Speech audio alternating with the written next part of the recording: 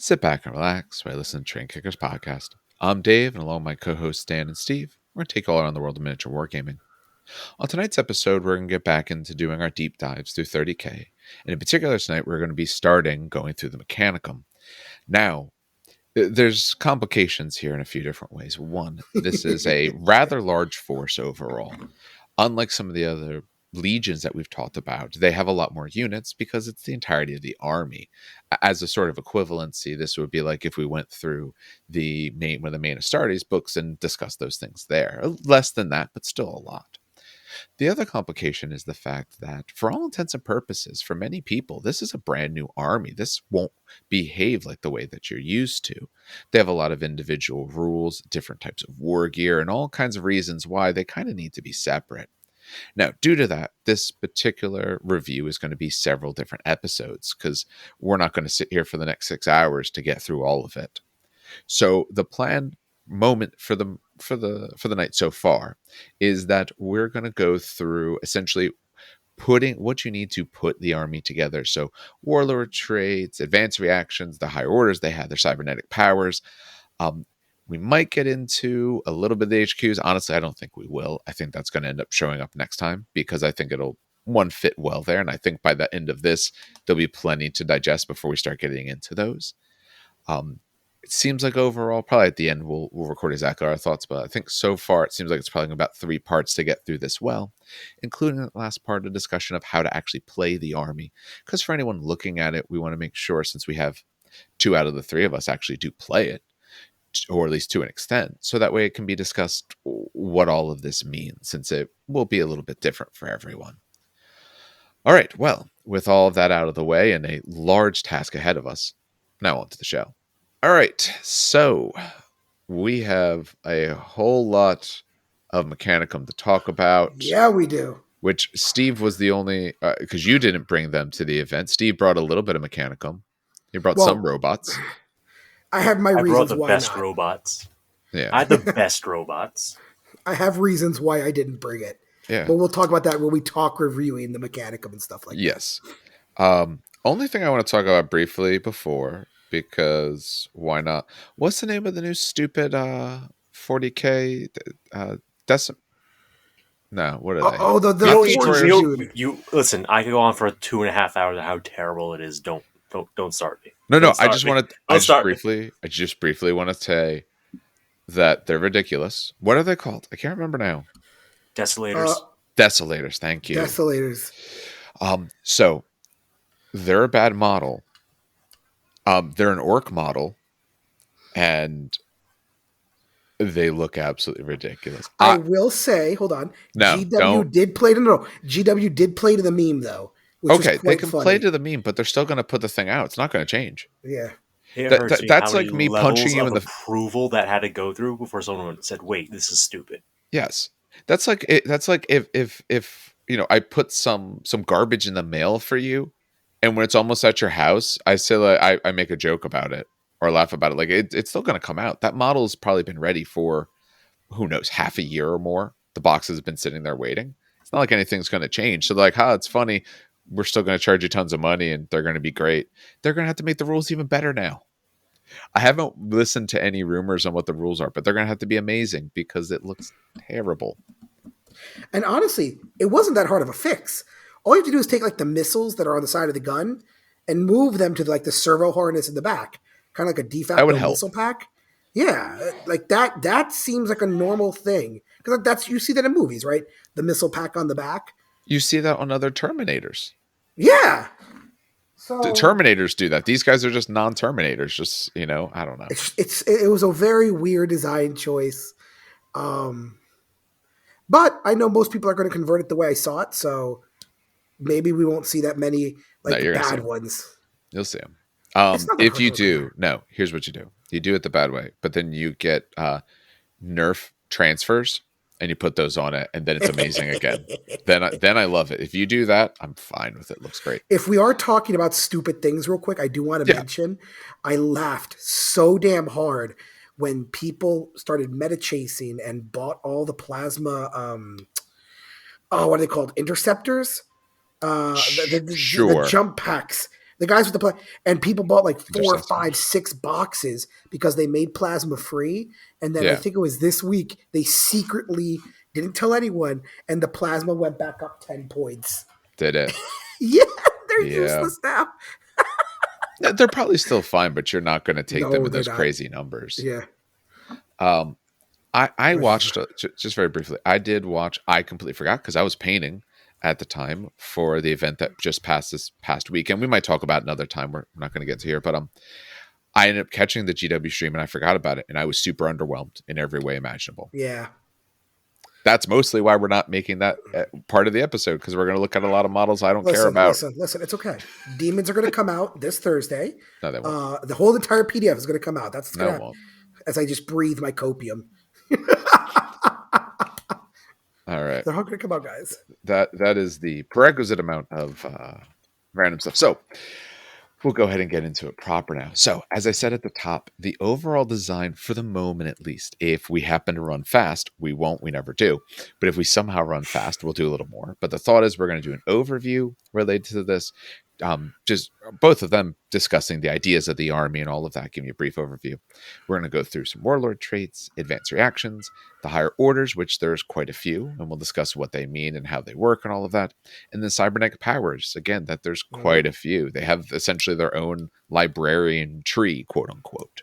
And what's really cool is that Steve plays he plays allied Mechanicum, but he also uses very different Mechanicum than I do. So this is going to be very interesting to see two takes. I mean, this past weekend, I didn't even play Allied Mechanicum. They were salamanders. They just happened to be robots. Yeah. Well, through certain consolaris, Yeah. I'll probably do some Mechanicum stuff if it comes out in plastic. Though, I put myself in danger the other day because I realized that for what is it, Helverns or whatever, the little knight guys, a Questoris and a Porphyrion, with the upgrades you would want, are exactly 2,000 points.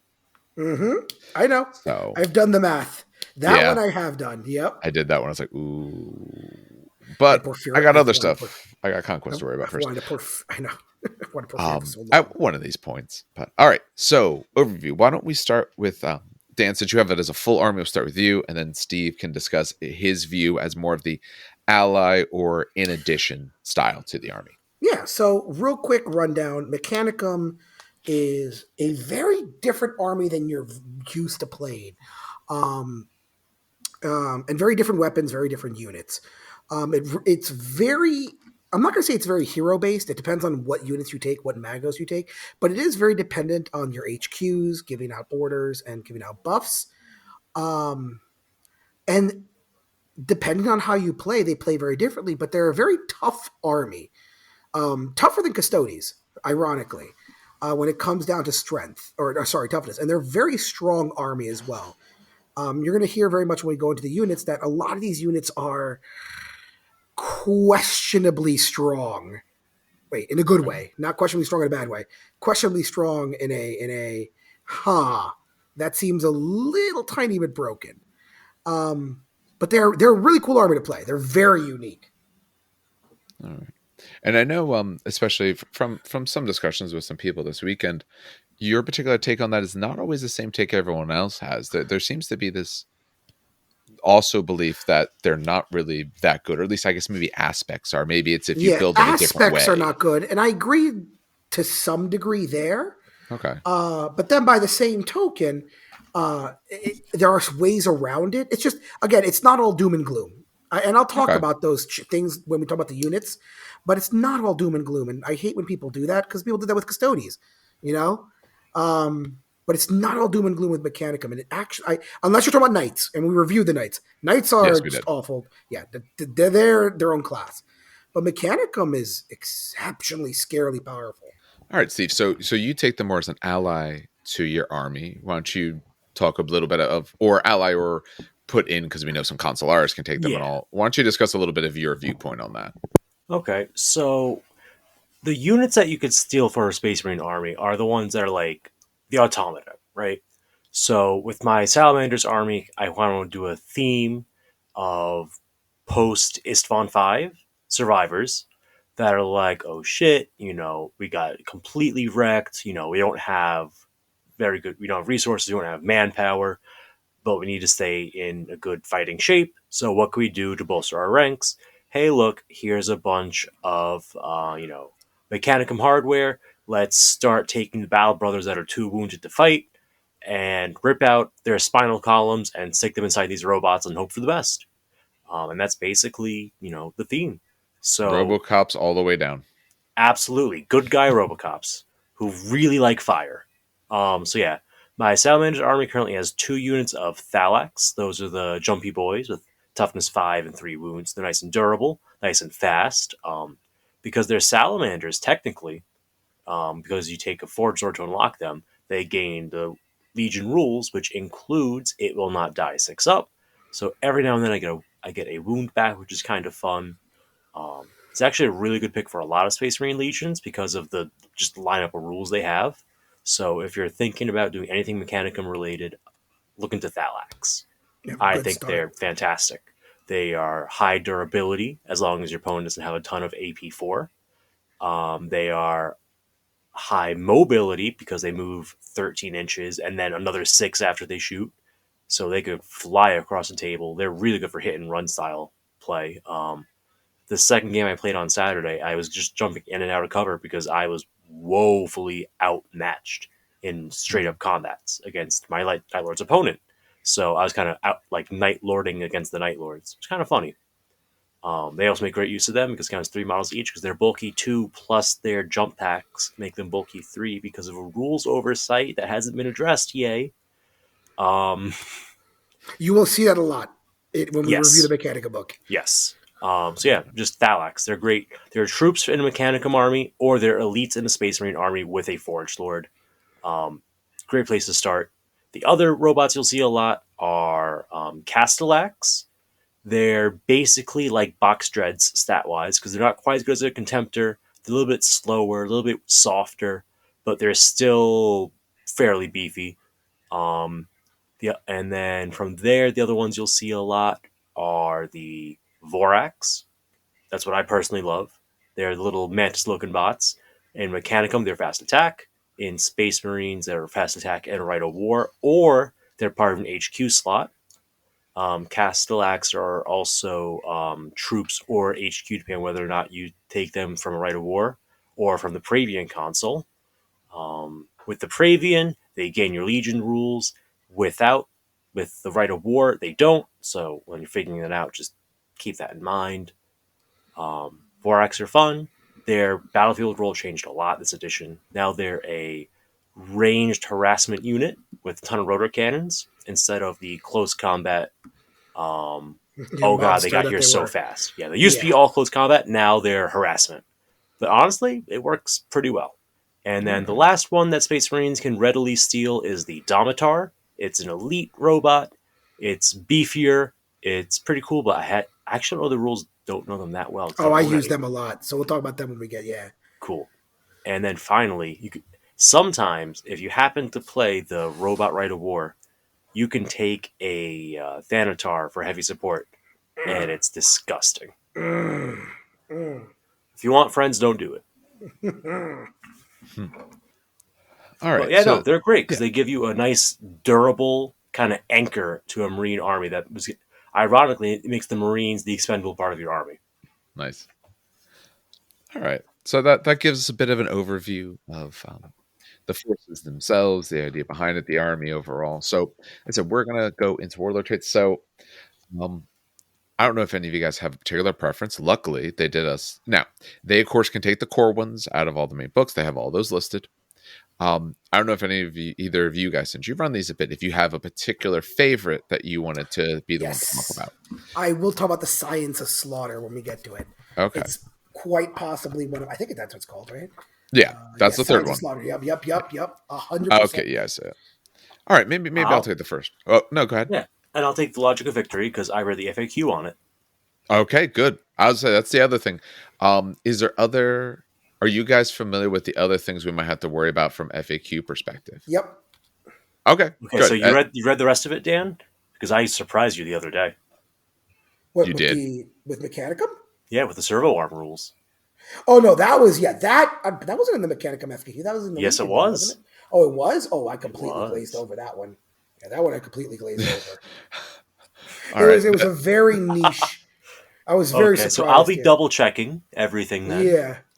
Okay. Oh, I have the FAQ up too. All right. After I read my first one, I will make sure I have that available as well. Because honestly, I'm not as well versed in this army, so I'll talk about things as I can. But there's gonna be some spots where I'm just not going to know as much about it, so I'll be, have a little more reliance on what you guys come up with. But we'll start with the first warlord trait. This is a soul of cold iron. A warlord with this trait in any friendly unit that has at least one model in 6 inches that's pinned may still move and declare charges, but it's limited to only firing snapshots until it is no longer pinned. In addition, you get an extra reaction in the opponent's movement phase, which makes sense if the whole idea is movement based. So you can be pinned, but you're still allowed to move and charge. Now, This will affect allied units as long as they're battle brothers. Yes. Swarm brothers, rather. Sworn brothers. So why don't we take a quick moment and take a look at who they are sworn brothers with. Mechanicum is sworn brothers with Iron Warriors, no surprise. Iron Hands, no surprise. Sons of Horus, Salamanders, and Raven Guard. And that's with them being the primary. Obviously, remember the chart is not it doesn't read the same in both directions. It can be different. Now, I've seen the units. I know a bit about them. Are they wanting to? The units I've seen, what I've seen more often, other than say Myrmidons, most of your units want to be more of shooting rather than necessarily charging. So I see this as exceptionally helpful for if you are taking a battle brother, that high or sworn battle brothers, wherever it is level, because now they get a bonus. I flip between this warlord trait and Science of Slaughter all the time, and I don't know which because I play Myrmidons. This is not. Yeah. I also play Cybernetica, but I have the new army that I've been playing, which is Myrmidons, and I've been flipping between the two of these constantly because having a pinned Myrmidon unit sucks. You lose a lot of firepower, even if it's snap shoot. But now you can snap shoot, even though it's snap, and now you can charge. So and remember, because I was going to say, let's say you're charging, I don't know, Nemesis bolters or Iron Warriors with shrapnel cannons, right? Yeah. They can pin you on the Overwatch, and Myrmidons only have a 3-up save. So, leadership, 9 stubborn? Still failable, still can get pinned on the charge. So if your Warlord's in there, this kind of guarantees, if you will, the ability to just still get into combat. Yeah. You at least have the shot to roll for it, because otherwise you could lose that shot. And if you are close combat or anything like that, you care less about pinning. If you're a shooting unit, you care. But if not, they're not limiting you in any other way. You move and just charge. So you don't have that downside. So there are a couple units that do want to do melee. I assume there was probably a few. Yeah. The User Axe, they're Thalax, but with Power Fists, is like the short version of it. They can very much get pinned. They're, I think, leadership 7 with stubborn, but still only leadership 7 though. Yeah. And if they get pinned, you could be real sad. So that's really helpful there, as well as the Skillax, Silax. You're right. The Matrix looking ones. they're Silax, so you are correct. Okay, the Silax. All right. So there's a couple units that benefit. A decent warlord trait, but very, very situational. If you are not wanting to get a good amount of stuff / really your warlord in the combat, because if you want other units in combat, but your warlord wants to stay back, he's not going to be near them to help them. So if your warlord wants to get in combat and you got a unit or two who does, not a bad option. Okay, how about the logic of victory? Yes, the logic of victory. This is absolutely the one you take if you just want to shoot guns all day long and nothing else. That's a lie. So, logic of victory. If at no point during this Warlord's controlling player's turn as the active player, if it's your turn and your Warlord has not yet made a shooting attack or been locked in combat, you get extra reaction each phase of the following turn as a reactive player. In addition, if you have this trait, unit he joins gains +1 weapon skill and +1 ballistic skill when making attacks as part of any reaction, and +3 initiative or +3 movement when making a move as part of any reaction. Now, the clarification from the FAQs says that I believe it was cybertheurgy does not count against that. I believe that's what it was. Crap, now I can't remember. Do you remember what page it was on? I'm looking on it right now. There's only 2 pages.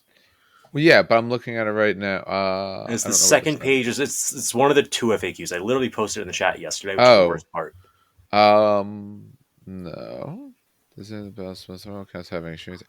Oh, does a model that has either Battlesmith X special rule count as having a shooting attack for the purpose of the additional reaction for the logic of victory? No. So Battlesmith doesn't count, is what they said. Battlesmith, that's what it was. Okay. Yeah, battlesmithing doesn't count. Oh, yeah, so you could heal your the reason that was up for debate is because you battlesmith instead of making a shooting attack. It's like, well, does that count as using up an attack for the Warlord trait or not? No, it doesn't. Yeah. Which I'm glad they FAQ'd it, because that definitely is up in the air. You are not allowed to shoot them because you're battlesmithing. So did it count as... at what level does it count as a replacement? So that was a good FAQ. I think that one's actually really good. I remember when I played you, Dan, when you had some Myrmidax and stuff like that, that you just like, okay, this guy's not going to shoot because he wasn't armed with a gun that would reach or necessarily help. And then if you do fire at me, everyone else is that much better. Yes. I did play it, and then I realized that not shooting the Warlord sometimes does suck. Because a Myrmidon Warlord is shooty. Or at least you can build him shooty. So losing that amount of shooting does suck. This is still a powerful Warlord trait, though. I will say, this is exceptionally powerful. The biggest thing was, like, say, and I think when I played against you, I stuck the Warlord inside a unit of Myrmidons with Plasma. Yes. So now they're ballistic skill 6, which means they can reroll those deadly ones, because our Plasma is AP3 for some odd reason, which hurts us, ironically, very much so, because we're only 3 up armor save. But we can reroll those very bad ones into, I don't care, anything other than a 1. Yeah. To me, what's nice about this one is, if your guy wants to be shooting, if he wants to be important, maybe not a great option. But if you're taking him cheap, you're taking either cheap HQ, you're not wanting to put the points into it, you're not putting a ton of upgrades on him, then he works really well because he's buffing your unit, and that's what I want to do the work, not necessarily this guy, if you take it for that style, of course. Yeah. But overall, I like it. So far, 2 for 2, doing well. Dan, talk about the slaughtering sciences. Yeah, so, I know you like this one. Yeah, this is I just like it because it fits my play style. So on the second turn of each combat, a Warlord with this trait is engaged in, and each turn it is locked in the same combat after that. It gains a bonus of +1 to its weapon skill and +1 strength to a maximum of 10. Once a given combat is ended and the Warlord is no longer locked in combat, the Warlord's weapon skill and strength are reset. And in addition, you can take an additional assault phase reaction. So basically, you keep getting 1 weapon skill, you keep getting 1 strength until that combat is over. That's really, really good, especially if you're locked in a combat with some really annoying high weapon skill dudes, because after, I think, 2 turns or 1 turn, you're already starting to match them and then beat them. And then on top of that, I think assault phase reactions, at least for Mechanicum, are the most powerful, because shooting back in Shroud is fun, but if you get assaulted, it's much more dangerous for Mechanicum, in my opinion, especially like if you're Cybernetic or whatever. So I think having 2 assault phase reactions, because you know what's funny, and don't laugh at me here, Dave, because I know. Oh, I will. Don't say that and then ask me not to do it. What is this? No, so I did not know, and I've been playing, God, I'm up to like 100 games now, something ridiculous. I did not know that you can repeat a reaction, but on a different unit. I'm not going to laugh just because I'm going to give that. Like, I thought it was literally you use Overwatch, and then that uses the reaction Overwatch, and you could only do take and hold. No, I did not know until someone corrected me. Yeah, and I was like, oh, so you're telling me this Myrmidon unit can Overwatch and this unit Myrmidon can Overwatch? Oh. And so that's why I like Science of Slaughter more, because it gives you the option double Overwatch, essentially. Yeah. I mean, so does Logic of Victory. True, but this also then buffs your Lord. Because the thing is, so again, we haven't talked about it yet. They're very, very, very tanky. I mean, a normal build for a Lord will be toughness 5 or 6, 4 to 5 wounds, sometimes even 6, with a 3-up invulnerable and a 2-up save. But he starts at weapon skill 4. Yeah. So all of a sudden going to weapon skill 5, 6, 7, 8, 9, 10, and then your power axe or chain fist going to 6, 7, 8, 9, or 8, 9, 10, 11, 12, or sorry, it goes to maximum 10. But you know what I mean? That's really good. Ready for something that we didn't catch way back a few months ago when we did Imperial Knights? What was that? They have access to these Warlord traits and the advanced reaction. Oh, okay. You got to explain yourselves there, sir, if you're going to say such bold things. Yeah. If you go back to page 13 of the book to factions and army lists, it explains that the Mechanicum faction represents all armies using the Tagmata Omnissiah army list, or variations such as the Questor's household and Vizier tactical lists. So the faction is Tagmata Omnissiah, Questor's households, and Titan legions. And when a detachment has a Mechanicum faction, they may select one of the following Warlord traits instead of a core Warlord trait. So, considering that Knights are kind of screwed out of reactions most of the time, do you think any of these actually are interesting for them? Well, okay. First of all, Dan, if you're opening a bag of chips, you should totally stop doing that. It sounds like you're opening a bag of chips. Everything is being picked up perfectly. Oh my god! You gotta do stuff on the other side of your microphone. That's what you got it for. Okay, so if we're talking about that, I would say again, Science of Slaughter is pretty damn good. Only because again, I think if one of your pilots gives your knights +1 weapon skill, I have to flip to this now. Well, so there's the other thing though. Yeah, we also have to look because isn't it what? Don't you need a Seneschal to get a Warlord trait? Yeah, hold on.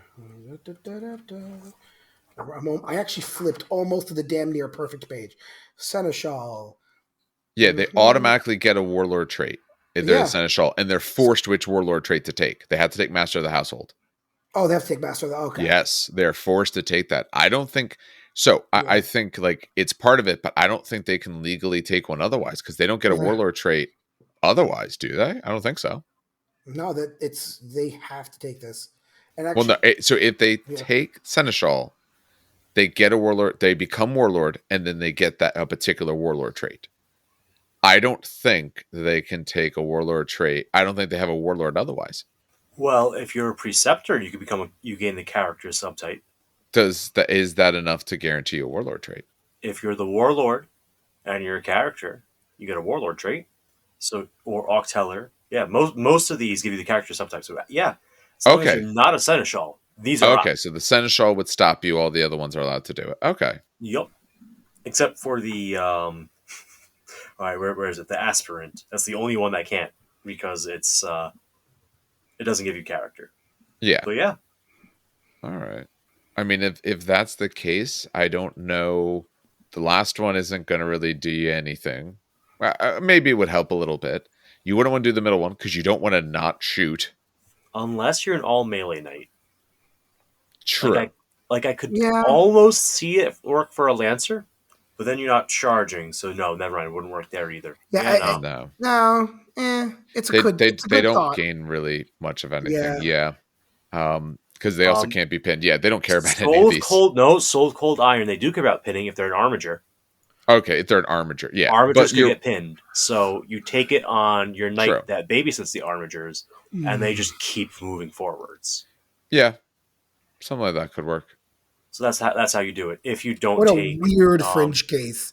Yeah. No, it's true. I just thought that I should bring it up because sometimes things are relevant. Yeah. All right. Let's get to the next bit. I'm gonna. You guys can discuss it more, but I'll start with the advanced reaction because you guys know the other things better. So I have a feeling you're just going to be talking about those other things more often than I will. They have their advanced reaction. This that has the same base advanced reaction rules to start with, but it's called Scornful Fire. This advanced reaction may only be used once per battle during the shooting phase when an enemy unit declares a shooting attack targeting a unit that includes a model with the independent character special rule under the reactive player's control that is part of this Mechanicum detachment. So they have to shoot at a unit that has an independent character in it. The reacting unit character has to be from the same detachment. Yes, and they must be from the same detachment. So it's going to be rather restrictive, your ability to put them together otherwise, but there is one way that they can ally with themselves. This is one of the armies that can actually do that, and we'll get to that later. Yeah.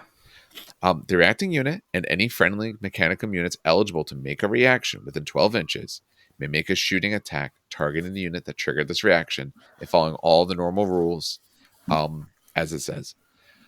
A unit that makes a shooting attack as part of a scornful fire reaction may not make any attacks indirectly, and so on. Vehicles fire defensive, 8 inches for wall of death. It's all the normal reaction shooting after that. So if someone shoots at your unit that has an independent character from this detachment, you can decide to shoot back with that unit and anyone else who's allowed to within 12 inches. All right, here we go. So to clarify. The intended character has to be from a Mechanicum detachment. Yep. But if you do the thing where 2 Mechanicum detachments, technically you could go from one detachment to the next. Yes. Just to make that crystal clear. And so some people might be like saying, but hold on a second. Mechanicum has automata. They don't react. They're not eligible to react. I don't get it. Well, that's Myrmidon erasure.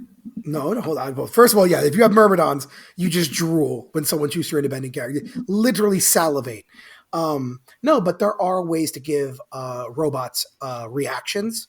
And again, we'll talk about that later. But there are ways to actually get robots to react. And on top of it, there are some special characters, Korea, that has an AoE ability that's always on that just allows robots to react. Automata to react. So that's why that is there. So there are ways to just turn on reactions on your robots. It's a very good one. It makes you really not want to shoot units that have the correct independent characters in them. So if you make that unit a scary unit that I want to be putting fire into, this really causes a detriment to me to actually want to shoot them. It's rather situational, but I absolutely would never want to trigger it. If I'm in a spot where you can react with a whole bunch of units, I'm not going to shoot that unit. I'm going to fire at something else. There's no way I'm taking shots from like 3 different units and losing mine. I already lose enough models to reaction fire as it is. But I like it overall, and I do like that they restricted it quite a bit, because that feels a little bit more fair with what they did for that. All right. How many higher orders are there? Funny enough, I actually never counted. 7. There are 7 of them. Nice. Yeah. Okay. All right. Do either of you guys have a favorite or favorites? I'm taking the 2 that I'm taking. Myrmidax and Cybernetica. Okay. And then since it's 7, I guess I'll take Malagra as well, because those are the ones I use. I use Cybernetica, Malagra, and Myrmidax. Works for me. All right. Well, the first one up then is Archimandrite. Steve, do you want that one, or do you want me to talk about it? Sure. Let me just find the page that actually gets into it. 98.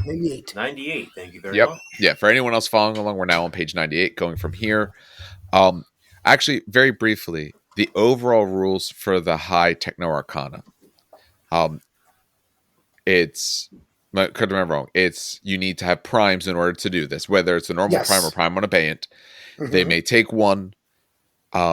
It gives you potential upgrades, special rules to units, all those sort of things. Mm-hmm. And if it gives you something, you must do it unless you have something that says otherwise. So if it says all of your models do blank, your models do that unless you have something otherwise. But is there anything else that we need to say about the overall concept there? No repeats, even between detachments. Yes, no repeats. And anything else? Okay. So this essentially just specializes your army. One more thing I should point out, because someone did ask this, but it's a very small sentence in the very last paragraph. If your Warlord is killed, or the Archimagos who has it, your army doesn't lose the high Techno Arcana. Yeah, it's very weird. It's not like you're losing. Even though the Archimago takes this as a high Techno Arcana, it's more of a rite of war than it is like a Warlord trait. You know what I mean? Yes. That's what. So it does specify that even if your warlord dies, you still have this Techno Arcana present and working. I would argue, to me, it feels closer to this is your legion. This is what makes you a legion, and why you're not all the other essentially the same. So these are pretty much your legion traits. That's how I see it. Okay, Steve, now you can take that Archimandrite. All right. The Archimandrite. Essentially, this is like your high priests of the Forge world, right? So they're the ones most embedded into like the religion aspect of it, right? And they I believe so, yes. And they have political control and stuff. So, if you take the Archimandrite on a dude, they must be the Warlord, which also means this cannot be taken for a dude in an allied detachment because they cannot be the Warlord. Mm-hmm. In addition, a Mechanicum army that includes a model with a special rule may include a Mechanicum allied detachment. This is the one way you could get you could ally a faction to itself. So basically you do Mechanicum plus Mechanicum, like base plus Cybernetica, or you could do base plus Knights or base plus Titans using this guy. Yes. And then it just clarifies further that you cannot take this in and out of detachment, in case the has to be the Warlord thing didn't already cover that. Then we have 2 sub-rules beyond that. We have the Master Theurgica. Yep. You get an extra Cybernetic Arcana. And you have Master Technomancer. Models with a Battlesmith X special rule and its attachment that includes model with this rule, they add the following effect. List of options that they may apply to units with a vehicle, dreadnought, or autonomy type targeted by the Battlesmith X rule. Option 1. Once they enter the shooting phase, they may make shooting attacks using the ballistic skill of the model that used the Battlesmith rule, or until the end of the shooting phase, the target gains power of the machine spirit, which may only be applied to vehicle unit subtypes. That, just to make it super easy, it's split fire. It lets you divide your attacks between targets. So you could fix a hull point, fix a weapon, fix it immobilized, hack it and use the Battlesmith's weapon skill, which could be interesting. I'll have to think about some edge case uses for that. Or you could hack it and let it split fire. Well, ballistic skill, not weapon skill. Sorry, ballistic skill. That's okay. Yeah. If you got a better ballistic skill and your robot's a terrible ballistic skill, hey, they got the fire off yours. Especially if your guy doesn't have a good gun and whatever you're standing next to does, because we know some of these things have nice pie plates. I got something you're gonna like. What happened? You know how you know that one special rule that absolutely ruins Mechanicum when they fight other Mechanicum? Blind. Yes. Well, the robot might get blinded. Ah, yeah. This actually. Yes. Ooh. Yeah. That is a very. Yeah, I was going to say one of the tactics we said about fighting Mechanicum was taking blind. This is actually neat. Huh. Yeah. Currently that would work because blind sets your ballistic skill to 1, but that's your ballistic skill. You're using someone else's. Okay, that's as of today. For all we know, next week they come out with something, they change it. But for now, that Games works. Workshop. But that's the Archimandrite.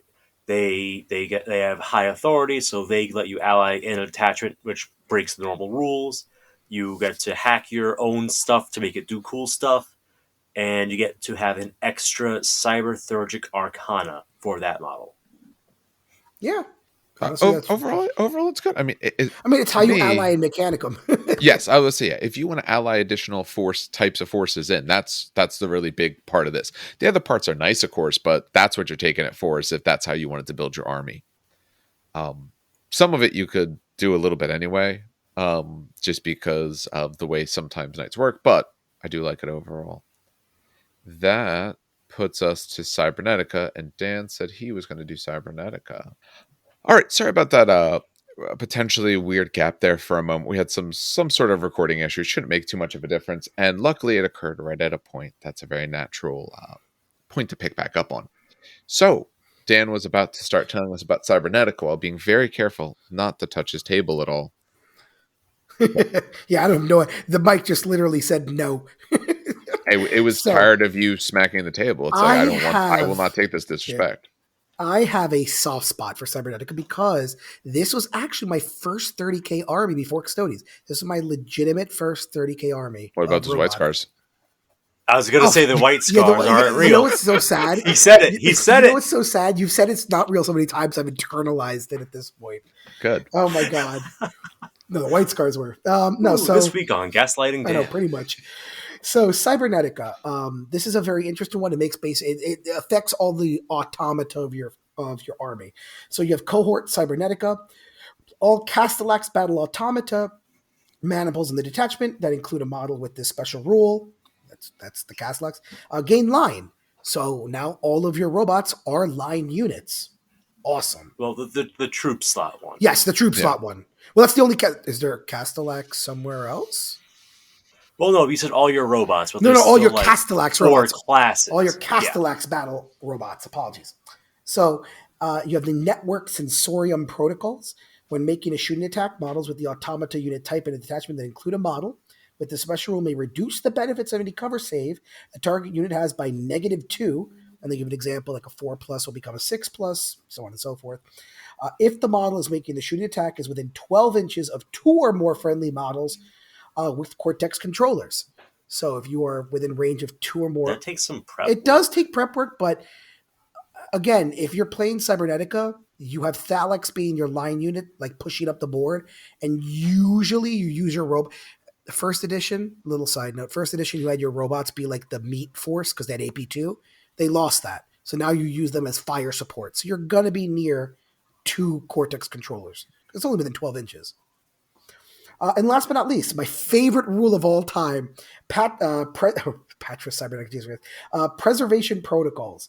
A model with the special rule gains the Patris Cybernetica special rule. What is that? I'll get to that in a moment. In addition, when joined to a unit, well, you'll see. No. Just give it a second.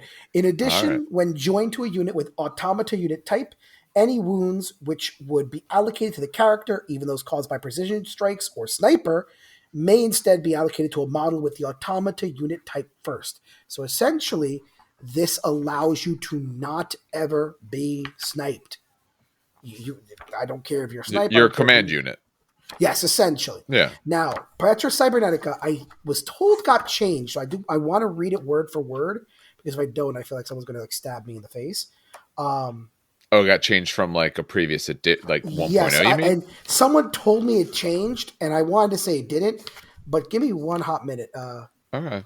Because I know it's not. So that's why you were telling me to wait, because you wanted to look it over first. That's yes, and I want to make an independent character with the special role may join a unit composed of models with automata unit type or monstrous unit subtype. I was right then. Okay, we'll get to why I was right. However, they cannot join a unit which contains models of any other unit type of the model which, with this rule, also has the automata or dreadnought unit type or monstrous unit subtype. That's why it's so weird. Okay, GW, you suck. So essentially, this allows you to join an automata unit. The reason this is weird for me, and so the person was right then, that's such a weird rule. So it allows your Archmagos to join an automata unit. What it does not allow is your Archmagos in an Abeyant join an automata unit, which makes no sense because they're monstrous. Restricts you more. Yeah, it makes you monstrous. Yeah, and they which can't makes join. No sense because Abeyants make them... Anyway, doesn't matter. But that's Patris Cybernetica. You're allowed to join automata units, which is great. I love that. That's great. Nice. Yeah, I mean, maybe when it's also done, we'll talk about strengths and all. But no, this one does feel very strong. Gaining a unit as a line, being able to essentially get a command squad, and you get to reduce cover, especially with some of your weapons that go straight to cover, is great. Yeah. There are some weaknesses, but again, we'll talk about that when we actually talk about the units itself. Yeah. Again, we will not be getting to today. No, we will not. That's all right. All right. I'll take the next one. Why not? Lacyraemarta. Okay, so this one is for, as it says in sort of the foot, the master of thralls and servitors. So this is the one working with the squishier options. So the first one is incorruptible flesh. If you hit a model that has this special rule, or any model with the infantry unit subtype that they join, rending, poison, flesh bane, all of that only affects them on a 6. So much harder to get those rules off of them, and that is the model that has the rule. Now, okay, so let me just check something here. Go ahead. So, say for Lacyraemarta, getting the rule, is it just your prime who gets it? Naturally, I'm not talking about and the units he joined, all that kind of stuff, sure. But who actually gets the Lacyraemarta essentially rule? Because they talk about any hits allocated model with this special rule. Or any model with the any model. I'm fine with that. I don't care about that part. We'll get to that. I want to talk about the model that has the special rule. When you're talking about these different when you're talking about these high techno arcana, these orders, who naturally gets the order? Is it just your prime? The priest. Yeah. Okay. The actual person take the upgrade for. Okay, got it. Because some of these have army-wide effects, such as the networked protocols from the last one. Yes. That doesn't go away. But the flesh, it's part of that model, lets you do a thing. Okay. When you're in its unit. Okay, that's why I wanted to clarify, because I understand the model, the unit they joined, sure, I'm fine with that. But the first part says a model with the special rule. Okay, to get the special rule, it is your prime who has it, and then this one, also anyone he's with. So if he's in a unit of infantry, those, rending, poison, flesh bane only affect them 1 to 6. Okay. Opus Viscera. This is the second thing it gets. If a model that has Battlesmith is in the detachment, that includes a model with the special rules and base contact with at least one model in a unit, comprised of only models that are infantry during the shooting phase. Essentially, they can make a Battlesmith roll instead of shooting. Otherwise, it's the same. You roll a d6. You want to equal to or better than the number. And here's what you can do. 1 to this infantry unit. 1, you can restore a lost wound. It cannot return a model that has been removed already. The other thing you may do is the unit may immediately move a number of inches equal to twice their initiative characteristic of the majority of the models in the unit. The movement is not running, and therefore, if they did not run in the movement phase, it may still make shooting attacks and declare a charge as normal for the remainder of the turn. Who okayed that? I'm just picturing taking some Fire Drake allies, jabbing them with the good juice, and launch them an extra 8 inches up the board. Yep.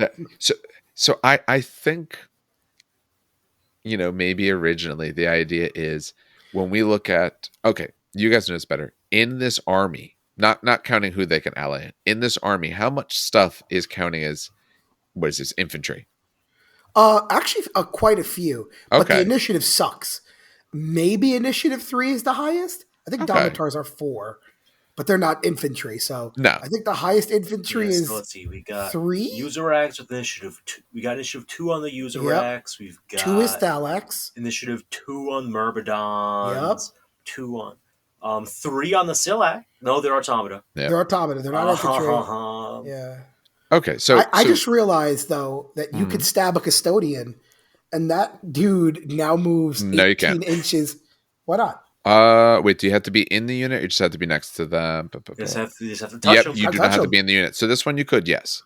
Yeah, so just launch them 18 inches up the board. And it's not a run. Excuse me, what? I didn't even notice this until I guess I just ignored it because I don't play Lacyraemarta. Okay. The Assassin's initiative 4. Oh, okay. So the Assassin gets launched up. And the Tech Priests are initiative 3. Like the Auxilia and shit. What? Oh man, I'm list building right now. Well, first of all, just okay. No, you can't do it with Custodes. It's very simple.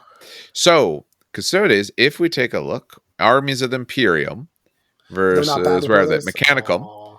You are at the level of fellow warriors. Damn fellow warriors. They're not battle brothers. No, I told you there weren't battle brothers, sworn brothers. I told you that. Okay. No. You're fellow warriors. You're not allowed to do that. I thought they get to cheat because they both love the Emperor. Nah, so these guys don't love them that much. Okay. They love that void. I was thinking I'm already like 10 header on guard launching themselves 18. Okay, good. Dan will sit here and say he wants to play fluffy stuff, and he's like, "Let me see how I break this." No. I always break. I break it. I just don't play it. Fire Drakes is still on the table. Yes, Fire Drakes you can still do. As I was saying before, I think this rule was designed before they thought about, or maybe they just didn't think about what it can do outside of the army. In the army, it's okay, but it doesn't do that much for you. But when you start pulling in units outside of the army, I think you can start really getting some very strong pieces. Put Fire Drakes in a Spartan with a Praetor, Primus Medicae. This dude. You can't go in there. Well, this dude can't. No, but like he walks up with the Spartan. Yeah. Very far behind the Spartan because he's not going to keep up with it. He could poke him. He tries in his own pain tree. Yeah. Or just play the game and have fun. Don't listen to him. All right. Sanguine Hook, the last one he has. If you have the special rule, so you're prime, he gets Ephemera Lacyraemarta, Cybernetic Arcana, and he cannot select any of the others. Oh, perfect. Okay. That unlocks so it gives him a very particular cyberthergic abilities that he can do. I don't know. I think some of the other ones are cooler, but if you like infantry, they got some good stuff. Or if you're allying people in. So, little sad note about this one. This one used to be all about the, oh God, I always forget their damn names. I call them thralls. They're not thralls. Well, essentially, they are thralls, actually. They're techno-thralls. Techno-thralls, yeah. Yeah. This used to be all about techno-thralls, right? And it's so sad because one of the abilities of Lacyraemarta was that if you lost your techno-thrall unit, you can put them in reserve and they come back on the board. That's great. And it was such a cool ability. And it was kind of cool because you could push them up if they die and you could take your back objective back again. You know what I mean? It was really cool because that's what they did. That's the whole point of these guys, that they march to war and, they just have thralls and servitors blanketing the battlefield. But yeah, no, that's kind of sad it lost, but it's still cool. I like this a lot. I like moving Myrmidons an extra 4 inches. That's kind of sexy. Yeah, I've always liked the Lacyraemarta setup because that's what I ran last edition. I did big tech thrall blobs with heavy chainswords, right? A pure thought and all that good stuff. So it was basically like an unbreakable troop blob with strength 6 attacks. I just go, okay, chew through them. I'm going to march across the table, hopefully tie you up, and then go catch objectives wherever I need to. Mm-hmm. Didn't get very many points in total because, oh my god, tech thralls are so cheap. But, it was my thing. It was fun. Unit dies, new one comes on. That ability is so good, though. The double move. Yeah. The initiative move. Yeah. The good part, because I didn't realize necessarily how much stuff was infantry, but the really useful part is it even says, you can still shoot, you can still charge, you can still do everything. If you're a little bit out or you have a bit of a shorter range gun, even the extra 4 or 6 inches, anything like that, is actually going to make potentially a very big difference. You could also use this for cat and mouse games. Yes, you can, because it doesn't say you have to move in a particular direction. You could absolutely, if necessary, someone's too close to you, you can use this to move back. Get closer to your max range of your weapons, so it's harder for them to get into a good range on theirs. All right. That one's actually pretty cool. We can skip to Malagra, so it's not like someone double talking, because I'm going to double talk with Malagra Myrmidax. You are going to double talk. So I'll skip to Malagra, and then someone else can take Macrotek. Fine. Now I got to change my notes. Talk about them while I change my notes. So Malagra are your assassin Mechanicum. These guys are awesome. They're literally charged with executing heretics and transgressors. So Malagra, and I'm sorry I'm going to mispronounce a lot of these words too. They're in the fake Latin. That's all right. Why are we skipping Macrotek? Because I don't want to double talk. He's going to do Myrmidax afterwards, so he doesn't do 2 in a row. Exactly. That's all it really is. So Ictus Insidiae. Any model with the character unit subtype and a detachment that includes a model with this special rule may upgrade a machinator array or a server arm they are equipped with to include an inbuilt prehensile data spike for 10 points. And this is the first time I'll actually flip to the weapons because I do want to talk about it. I would say this we want to talk about as we get weapons, specific, a little bit of what they do. And it's also absolutely hilarious. For those who don't know what a data spike is, it's essentially a sharpened it's USB stick. R2D2's. It's a sharpened USB stick. What the hell is it for 10 points? Well, it is Strength 5, AP 4, okay, Melee, Breaching 4 up, Murderous Strike 6 up, and Reach 2. I'm sorry. Yes, wait, gets better though, because according to the FAQ, because it talked about So, Steve, do you want to know about the FAQ and servo arms? Because it's going to affect this too. Well, no, because the FAQ specifically says machinator arrays and servo. Oh, it doesn't say prehensile? It's the same thing. It's a servo weapon. Oh, my Lord, have mercy. Yep, they don't let you do that. Oh, that's so stupid. Why that? Oh, my God. Probably because they don't want it to be that crazy. That's honestly probably why. Meanwhile, Custodians have 4 up Murderous Strike, but that's cool. So yeah, Strength 5, AP 4, Melee, Breaching 4 up, Murderous Strike 6 up, Reach 2. You basically stab someone. At Initiative 5? No. Initiative 5. Initiative 3 plus 2, yeah, 5, sorry. Yeah. Stab.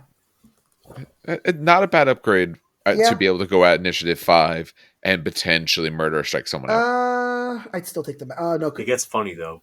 The next blob. Yeah, well, let's get it. So the Interfector Auxilia. Tech Priest Auxilia units in the detachment that include a model with the special rule may choose the Interfector Techno Arcana instead of Engine Seer, Lacrimalis, or Reductor options.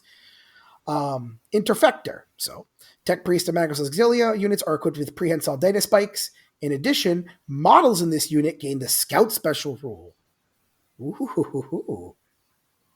By the way, little side note, again, we haven't talked about any of the units yet. That's why I'm kind of going back and forth here. But I want to point something out that's very weird, and I thought would get FAQ'd because I literally thought it was a mistake. This is an elite line unit. Tech Priests. Yeah. Yeah. They're elite line. Sword Thalax in a Marine army. Yeah. So they're elite line units that scout and now have prehensile data spikes, which is hilarious. Anyway. Scout means outflank as well. Yes. Mm-hmm. Scout Secret Mission. A single Arcutor Magisterium, that's the assassin version, in a attachment that includes a model with a special rule may be taken as an HQ choice.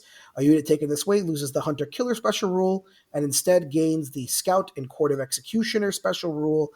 Note that this unit is still a 0-1 choice, so it is taken as an HQ. Another Arcutor Magisterium cannot be taken as an elite choice and vice versa. So you can't double take them. However, this is where it gets funny because Court of Executioners basically means you could take an additional 2 Arcutors for 110 points each. You must deploy them in coherency when they arrive in the battlefield, but afterwards they operate independently. So it's a talent of murder bots. Are they robots? No. Okay. Well, I mean, it's Mechanicum, so they're assassins. They're cyborg assassins. They're cyborg assassins, essentially, which is why they might ride on hoverboards. I forget.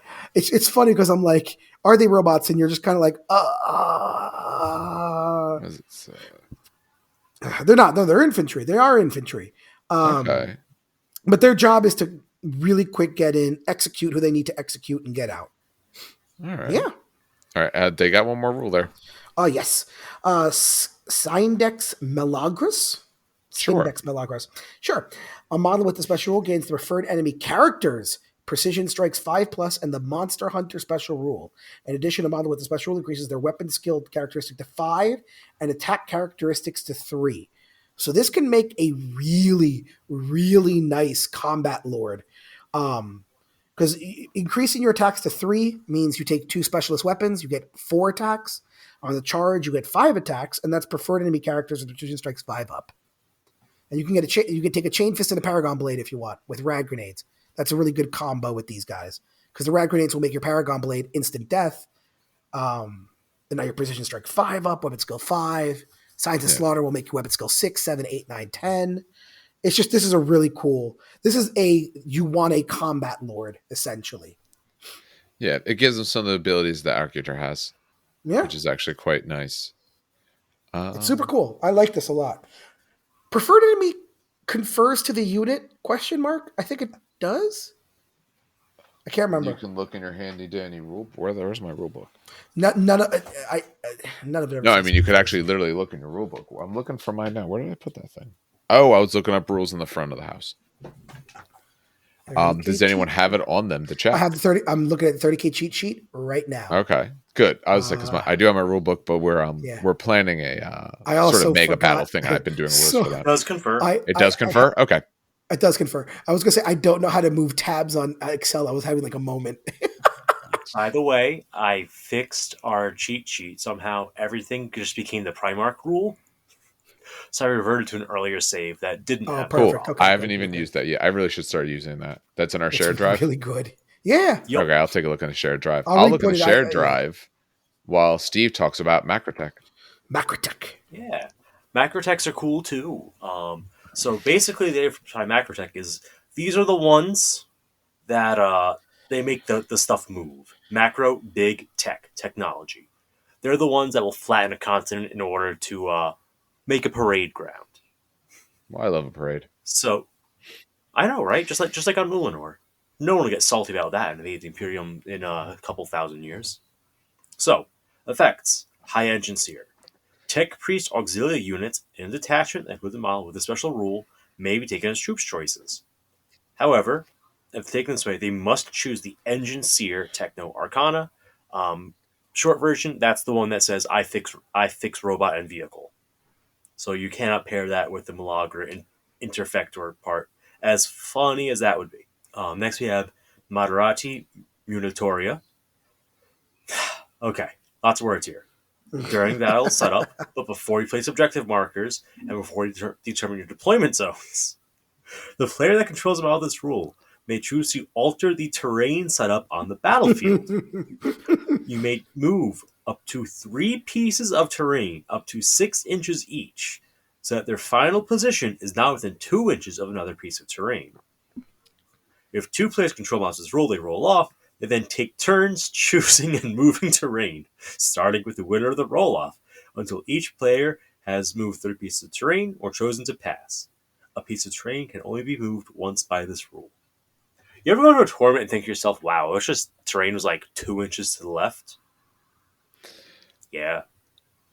I was watching actually, because LVO, at the time of recording, LVO was just this weekend. So I watched about 4 or 5 different streams of various games all at once for most of the weekend when I was home. And in there, yeah, in some of the games you do move terrain. Well, here's in 30K them legally letting you just like push things around. That seems just annoying. As someone who plays 40K and takes a Warlord trait, which allows me to redeploy my army, and that's super damn powerful, redeploying terrain is insanity. No, it is very good. You could this is before you determine your deployment zone. That is true. That is true. You're moving things to either say I want more line of sight on the table or less on the table to open up potential firing lanes. Yeah. Your opponent go, oh, I see you have all the good stuff on your side. I'm just gonna win this roll off and go around the table and take that one. It's good that they did it then, because if you could see deployment first and then do this, it's just a super negative experience. Funny so far, not a huge fan. I do like the taking more tech priests. How about the last bit they get there? Yes, that last bit. Rector Edifici. Miles Battlesmith X in a detachment that includes model with a special rule may repair buildings in addition to units with the vehicle, dreadnought, or automata unit type, which I thought they already could because buildings were affected by rules that affect vehicles? ? It must not have been. Anyway, in addition, they add the following effects listed options may apply to models targeted by the Battlesmith X rule. Until the start of the controlling player's next turn, any hits allocated to the chosen model with the breaching, exoshock, or reddening rules only affect it on the d6 roll of a 6 instead of their usual effect. So you're reinforcing the things you're battlesmithing. Yeah. I like all these like alternate battlesmith rules because they let you do things more proactive than, oh, I lost a hull point and you didn't finish killing off my model. Let me just like bolt that back together. You could like more preemptively or aggressively use your battlesmith, which I think is really cool. Absolutely. If you win, say, first turn, your battlesmiths can't do a thing. Now they can, especially on your vehicles or dreadnoughts or automata or something like that. Okay, I made it where the things I might care about aren't going to hurt me now, or not hurt me nearly as much, I should say. Dan would love this. You would love this if you saw a bunch of plasma across the board or something like that. Oh yeah, absolutely. So they're not necessarily, they're far from the best. I think that's absolutely true. They're definitely not the best. But so far, I like them the most because they let me take a bunch of tech priests and do cool tech priest things. And personally, I like that a lot. So it's a great way to counter sniper spam. Yes. Or plasma spam. Mm-hmm. The only way to do plasmas is spamming them. So You need a lot. All right. Dan can talk about his Myrmidax. Yes, the second army I built. And I don't know if it's I don't know if I like it more than Cybernetica. I always anyway, Myrmidax. Probably also the coolest looking unit in Mechanicum. Fight me. I think these are probably the coolest ones. So, Avatar of Destruction. A single Thanatar Siege Automata Maniple unit consists of a single model, may be taken as a non-compulsory HQ choice in a detachment that includes a model with this special rule. This model must be replaced with a Thanatar. This model must be replaced with a Thanatar Calyx. That's the one with the big las cannon on it, and may not take the Paragon of Metal upgrade. However, while wholly within 6 inches of the Thanatar Calyx taken as an HQ choice in this way, friendly Myrmidon Secutor hosts and Myrmidon Destructor hosts gain the Line unit subtype and add +1 to the wound score used to determine if they win a combat in the assault phase. That's pretty damn cool. I like this because it's gross. You can push up the battlefield with your Myrmidons. Now, you do have to babysit him. There's a slight side note. He has no Paragon of Metal. He is a robot. You need a babysit Magos Dominus because the problem is with cybernetic units, they will shoot the closest unit. So you need babysitter with this. But you can keep him in the back with other Myrmidons and have your Destructors take a backline objective, right? Or you can push him up with the Myrmidon Secutors and have them be line. Now you might be saying, but Dan, those are elites and heavy sports. But they are not, because the Myrmidon host, basically, if Myrmidon Secutor hosts a detachment that include a model with a special rule, may take troop choices as Myrmidon Secutors, and elite choices are Myrmidon Destructors. So they go from elite heavy to troops and elite. So you can and actually it is May for both of them. So you can kind of fill out a whole lot of stuff if you want. The amount of money that would require is 10 Secutors. How many points is that, Dan? Quick math. Depends on what they're armed with. Grav guns. All of them. That's a fuck. Because they take 2 each, and they're 10. Oh, don't make me do that. We'll do that later. I was more referencing that of small blast you'd be scattering. The reason 10 doesn't work, by the way, is because Forge World sells them in packs of 3. And they only sell 1 of each, well, 2 of each technically. Because 10 units, 6 troop squads and 4 elite squads. Yeah. 10. Oh, yeah, you're right. So, and that would be, and they could go up to 10, so that'd be 60? No, that wouldn't be, no. That'd be 90. 90, which is still a multiple. Sorry, 100. My apologies, because 6 and 4, you can take 100. Not a multiple of 3. So, no. You got a couple extra guys left over. 2 left over, yeah. That's okay. You got that you'll need their parts anyway for when someone else breaks. Yeah, pretty much. So the model, also the Vessel of Destruction, so the Archmagos who has Myrmidax will gain Hatred everything because he's a Myrmidon now. All Myrmidons have Hatred, essentially. He's bulky 3, and his wound characteristic gets increased to 5. So he gets super chunky. So this is a really good... So what's ironic, or I guess the Rite of War isn't as powerful as Cybernetica, but Myrmidons are more powerful than cybernetic units. Yes. So that's what makes this Rite of War so important.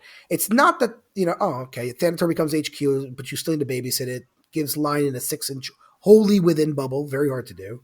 Okay, Myrmidons become troops and elites. But the Myrmidon itself is such a stupidly, and I dare say, overpowered unit. They need to lose a wound. There's no reason they're 4 wounds. But that's why this makes this Rite of War so a little oppressive. It's not the Rite of War that's oppressive. It's the actual unit that's oppressive. But still super cool. I wish it wasn't as oppressive as it was. I wish it wasn't as broken as it was, because I think Myrmidons, seeing like a Myrmidon army. So Dave, be honest. Ignoring the rules part and how overpowered it is, does it look cool on the battlefield? Reasonably so. I will say my biggest detraction from Mechanicum in general is I'm really hit and miss on how I feel about the units. Some of them look pretty cool. Some of the Myrmidons do. But some of the other stuff just doesn't. So they look neat, but I do like to see variety. Because as someone who doesn't play it, these guys are different. Okay, because of a little weapon on their shoulder. Like I like when they look a little bit stronger. Yeah. In Space Marines, the general Space Marine is the same, but when the weapons are really different, they tend to be, I think, a little bit bigger or easier to notice, or maybe just because I know them better. True. But no, I think a lot of it's identity. I'm a big fan of axes. Anyone who has played me or knows my Custodes armies knows that whenever I take an axe is available, I will absolutely take an axe, even if it's not completely. And they have ginormous axes, so it's just I just love it. They hold them with their little tiny piddly hands. It's so cute. They got tiny little like babby hands. Wow. Take my strong hand. Yeah, it's essentially what it is. Oh, man. But no, this is a really good rite of war. I should call it the high techno arcana. Apologies. Yeah, I know. It's a rite of. It's a rite of war. Well, honestly, it's more of like a legion trait. The thing. You could layer them within an army. Yes. Yeah. You could take and Myrmidons and Cybernetica too. Cybernetic will do good, but both of these are really powerful. I like these, and I play them. So I played Malagra too, but yeah. All right. We got one last of these to go through. So this is Reductor. These are the ones tearing everything apart. I'll go through the last one first because it's easy. Secrets of Annihilation.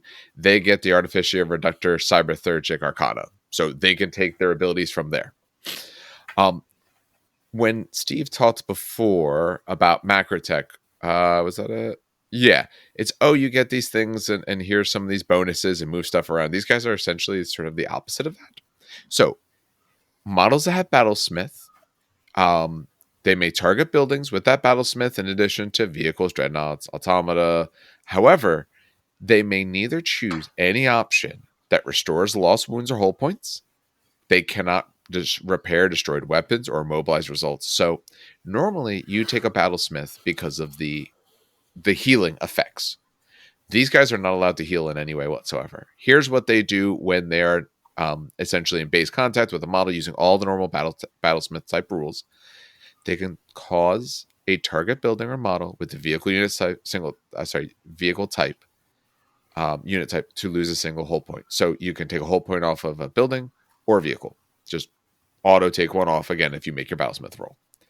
You can inflict an automatic wound with no saves of any kind allowed to a model that's a dreadnought or automata. You can inflict an automatic weapon destroyed result on a building or a vehicle unit. The target does not lose a hull point, though, because of this. Or you can inflict an automatic immobilized result, and again, you don't lose a hull point. Reductor, let me do the other one. I'll discuss a little bit more of the details of that. The other one is very simple, Harbinger of Devastation. In the other one, you got to pick 3 terrain features and move them around. In this one, you get to pick 3 terrain features, if you wish, up to 3. If they give cover, they no longer give cover, and they're both difficult and dangerous. If the item chosen is a building or fortification, then you roll on the building damage table with a +1 modifier to see what happens to it. If both people have it, you go back and forth, just like before. These guys are hilarious. I'm crying as a Custodes player. What, removing the cover? Yep, because we get 4 up cover. That's how we survive. And making it dangerous means you don't even necessarily want to run through it. Yeah, no, this difficult and dangerous. So it's slowing you down and potentially hurting you. Yeah, this is. I think this one is absolutely hilarious. This one might be my favorite. It is far from the best. And go ahead. So shocked, Mr. Dreadwing / Creeping Death. Yes. I haven't run the Creeping Death. Yeah. I will though. It's not even the second part. The second part is nice. And and again, the Harbinger of Devastation, it's before objective markers have been placed or deployment. So if you remove it cover from terrain and deployment zones, you might get screwed over unless you want to remove a little bit from both because you're just going out there and who cares. If they want to sit back more, take it out of a little bit of both. If you're going to rush up, the cover's not going to help you anyway.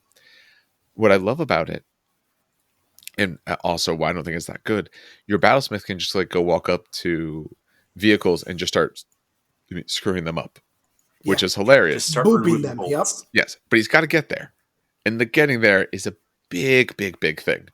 But if you can, I think it's hilarious. Be like, oh, that vehicle, I'm worried. I want it dead because of the giant weapon it has. Nope, gone. Man, if it gets any closer, I have trouble. You're not moving ever again. I think it's hilarious.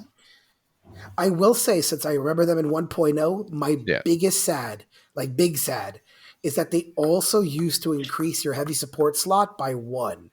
So you used to be able to take a 4th heavy support, and it hurts me internally that they got rid of that. You're hurting me in the Iron Warriors right now. I'm suffering the same thing, bro. That was like literally the point of Reductor. Oh, I'm artillery. Like, reduce, I don't want to see this building anymore.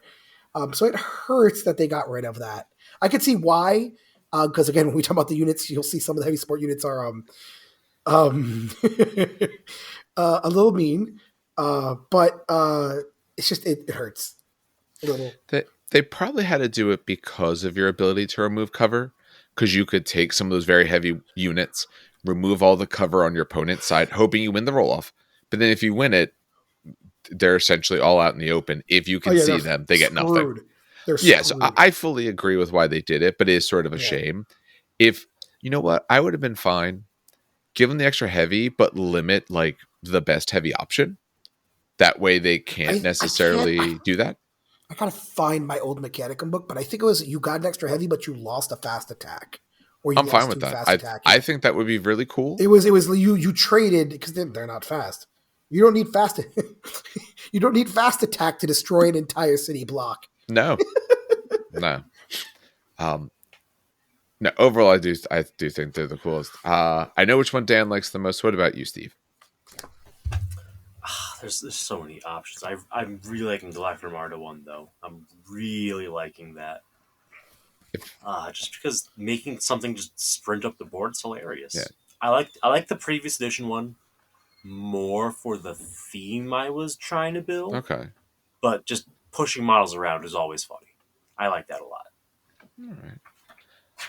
All of them overall do feel pretty good. They feel like they could do something. Unlike when you look at certain legions, because again, I equate this to legions.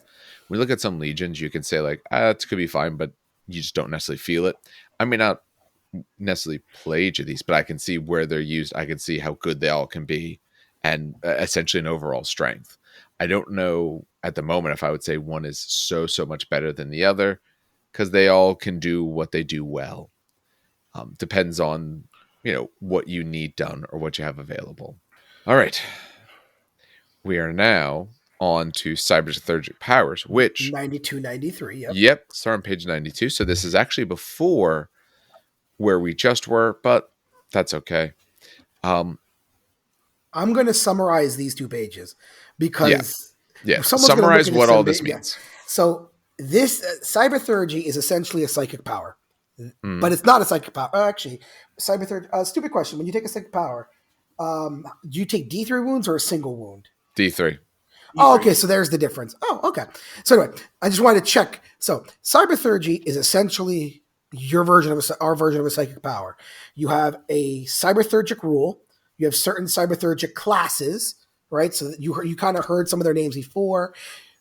But you have like Artificia Cybernetica, Artificia Machina, Ephemera Incursus, so on and so forth. Essentially, you take a leadership test to pass the Cybernetic test. If you pass, you pass. If you fail, you take a Cybernetic feedback, which essentially is when a model or unit suffers a Cybernetic feedback or receives a single wound against which only invulnerable saves may be taken. No damage mitigation rolls may be made to negate these, so you can't take an armor save either. And these wounds must be allocated to a model with the Cybernetic unit subtype.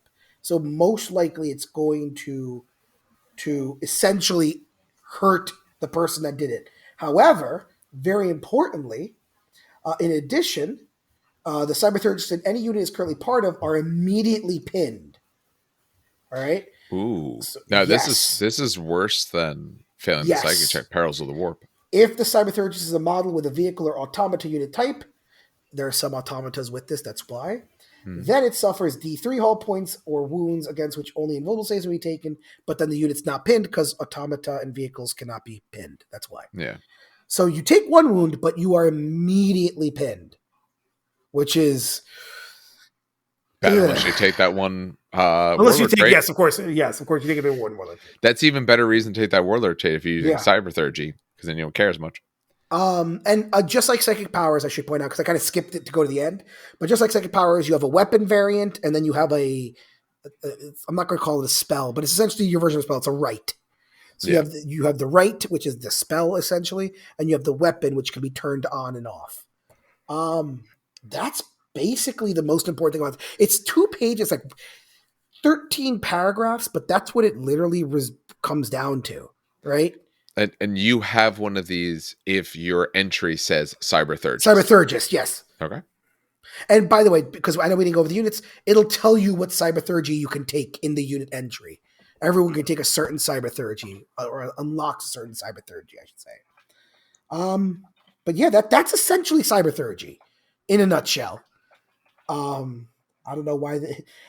Listen, they needed to write 13 paragraphs, but that's essentially what it is. Well, they had to explain it well because it is very different. They say in the one line True. that, this is similar to psychic powers.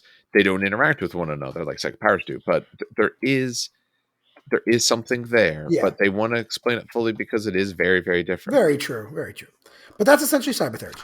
It is a specialized, different psychic power. And there's, I believe, 6. No, wait. 1, 2, 3, 4, 5, 6. I was right. Right? No. I just counted 5, but I might have Five. 5. No, it was 5. Okay. It's 5. That's fine. I just counted 5. It's 5. And there's always a chance I missed it. Does anyone have a favorite? I'll take Cybernetica. Shocking, okay. I know. Yeah. My not shocked face. Steve, do you have favorites? I don't know if you use any of this naturally. So since you do, I want to make sure you get the option at it if you care. Is Steve there? Where'd he go? Did he tell us he walked away and I didn't see it because I have too many other crap? I muted my microphone and completely You started talking and you're like, let me tell you all about this. And I can hear you. Yep, pretty much. So to summarize what I said to myself all alone, I have not run any of these before because I went, oh my God, that's a lot of words. I'll worry about that another day. And I guess this is that day. Hey, the chickens have come home to roost. They're really good. Listen, I know the risk of pin is bad, but some of these, all of these are just, oof. Just be fearless. Oof. Although, ironically, I think if you get hold on, I'll have to check that later. There's something I want to check later. Just take the Warlord trait that says even if you're pinned, you could still move it and charge. Yeah. Oh, yeah. Who cares? I wonder if you're in a unit. If you're in a unit of automata which are fearless, do you still get pinned? Fearless confers. Yeah. Yeah. So, you're fine there. Yeah, exactly. Okay, makes sense. Okay. Yeah. All right. So, why don't we start with the first one here? Let me update my timestamp. I'll take the first one. Why not? I guess. So they're all Cybernetic Arcana. Okay, so here's a first question: is there a difference in terms of some of them call themselves Artificia and other ones are Ephemera? No. Okay, I think it's literally just in what the Latin means. Wait, what? Yes. Lore-wise. Oh, yes. That's what I meant. Okay, fluff-wise. It wasn't going to mean rules. I thought you meant rules. That's why. Okay. Artificia references basically things that are going to affect artificial life. Yeah, ephemeras. While the ephemeras are going to affect like biological life. Yes. Okay. All right, so that's good. So they're actually branching this apart, which is nice. So, as Dan said, they essentially all have a right, and then they have a weapon. For this one's right, the Animus Integro. Instead of making a shooting attack, Cyberthurgist that has this right may apply the effect of any version of the Battlesmith X special rule that they have to a single model with the vehicle, dreadnought, or automata unit type that is within 12 inches. The effect is rolled for as normal, but they do not require them to be in base contact or embarked. Because remember, normally for Battlesmith, you got to be touching it or in the saved vehicle. If successful, the controlling player may choose to make a Cyberthurgic check for the Cyberthurgist model. If successful, then the effect of the Battlesmith rule is applied twice without further rules. An additional wound restored or whatever it is, you get 2 of the things back. But notice you get the rule twice. So to me, you can't mix and match though, because their example doesn't mix or match. You get the same rule again. I don't whatever think you chose. The effect is applied Yeah, again. the same effect. Yeah. If it's failed, you take feedback. All of them say that. Yeah. Stupid combinations. The Does this mean you could go 4 times your initiative value with Lacyraemarta? God damn it. Usually I'm the one breaking the green. So here's the thing. Does Lacyraemarta... No, because Lacyraemarta tells you what you're allowed to take. Well, no. Oh, no? The real issue is because the Battles with X rule lets you do the Lacyraemarta thing, yeah, but it's not an actual addition to the Battles with X options. Got it. Some of them do give you additional options. The Lacyraemarta one specifically doesn't get worded that way. Okay. Got it. But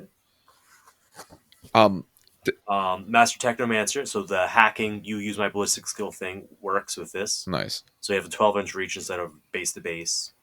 The Macrotek, you can't cause rending against me, except on 6s. That'll work.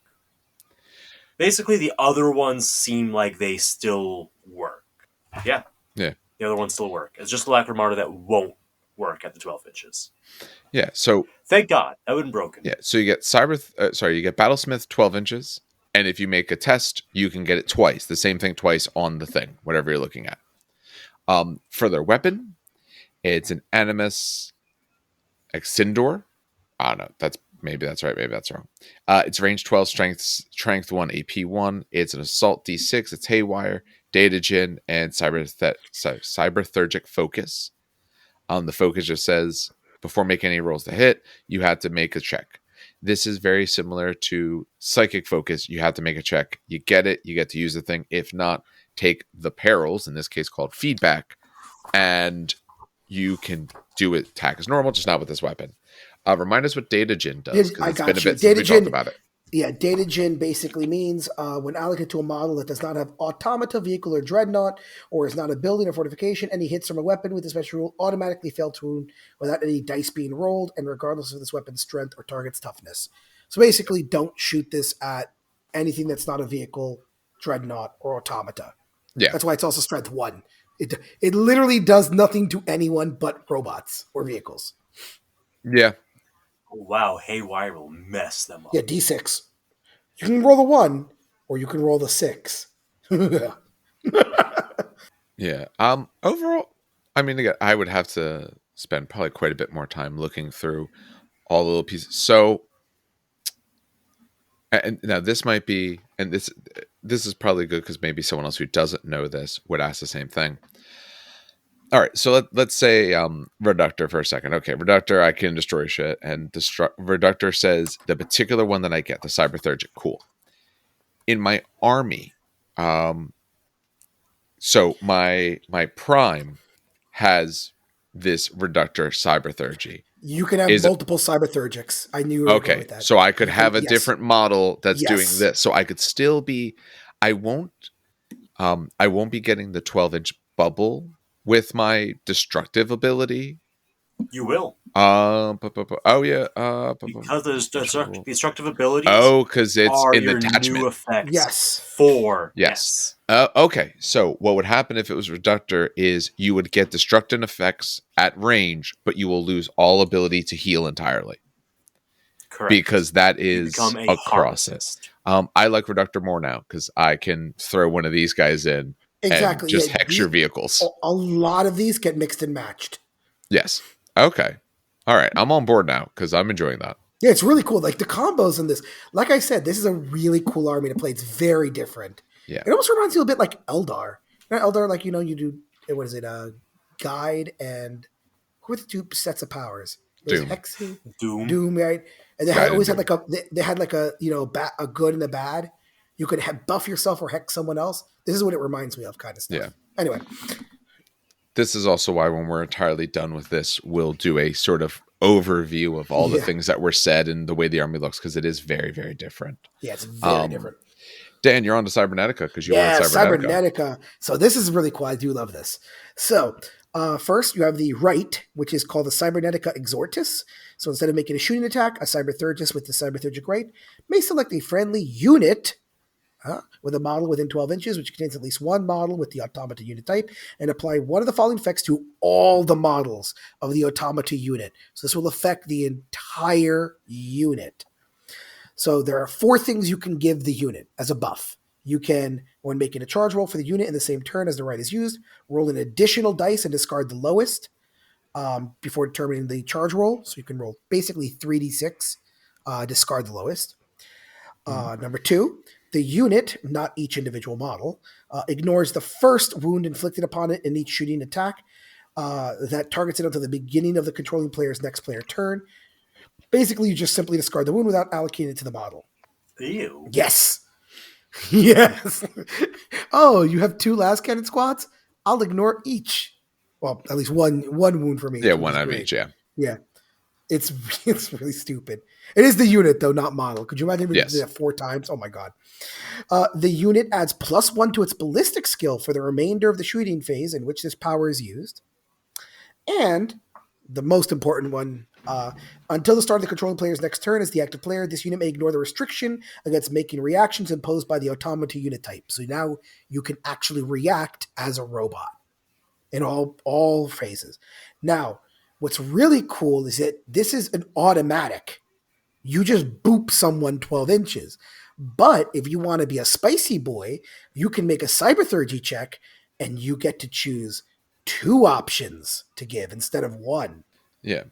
What happens if you screw up, Dan? Well, you get a cybertheurgic feedback. It's the same thing that always happens. And no options get taken. Yeah. You get no options. Oh, yeah. I was going to say, I'm sorry. Probably should have assumed. So you get the option of double or nothing. Yeah, it's double or nothing or auto single. Apologies. I could have. Yeah. But it's double or nothing or single. This is really good. This is really stupid good. I've seen so many people use. I've seen people use all 4 of these. Honestly, I've seen people use the first one on Domitars to get them munched in. I've seen people use the shooting attack one on their Domitars or Castellax to not get shot. I've seen the +1 ballistic skill because that's just always good. Period. Having your your robots now hitting on 2s is delicious. And reactions. That's just great all around. Yeah. For something you may not normally get, being able to start doing reactions. Yep. We've already seen how big that is in the game. It's huge. Like shooting robot units, you're like, oh, they're not going to shoot me back, is very different from shooting robot units. Oh, they're all armed with photon thrusters, which are 2 shots at AP2 each. Huh. It does have a weapon. It is the Mordeo Cogita. It is range 12, strength 10, AP 1, assault 1, datagen, instant death, and cybertheurgic focus. So, you have to test to do it. So again, this will not affect infantry in the slightest. You can't touch anything, but strength 10, AP 1, assault 1, you shoot a tank with it, shoot a dreadnought with it. Yeah, and instant death. So if it goes through, D3 damage. Yeah. It's a boop spell. Love it.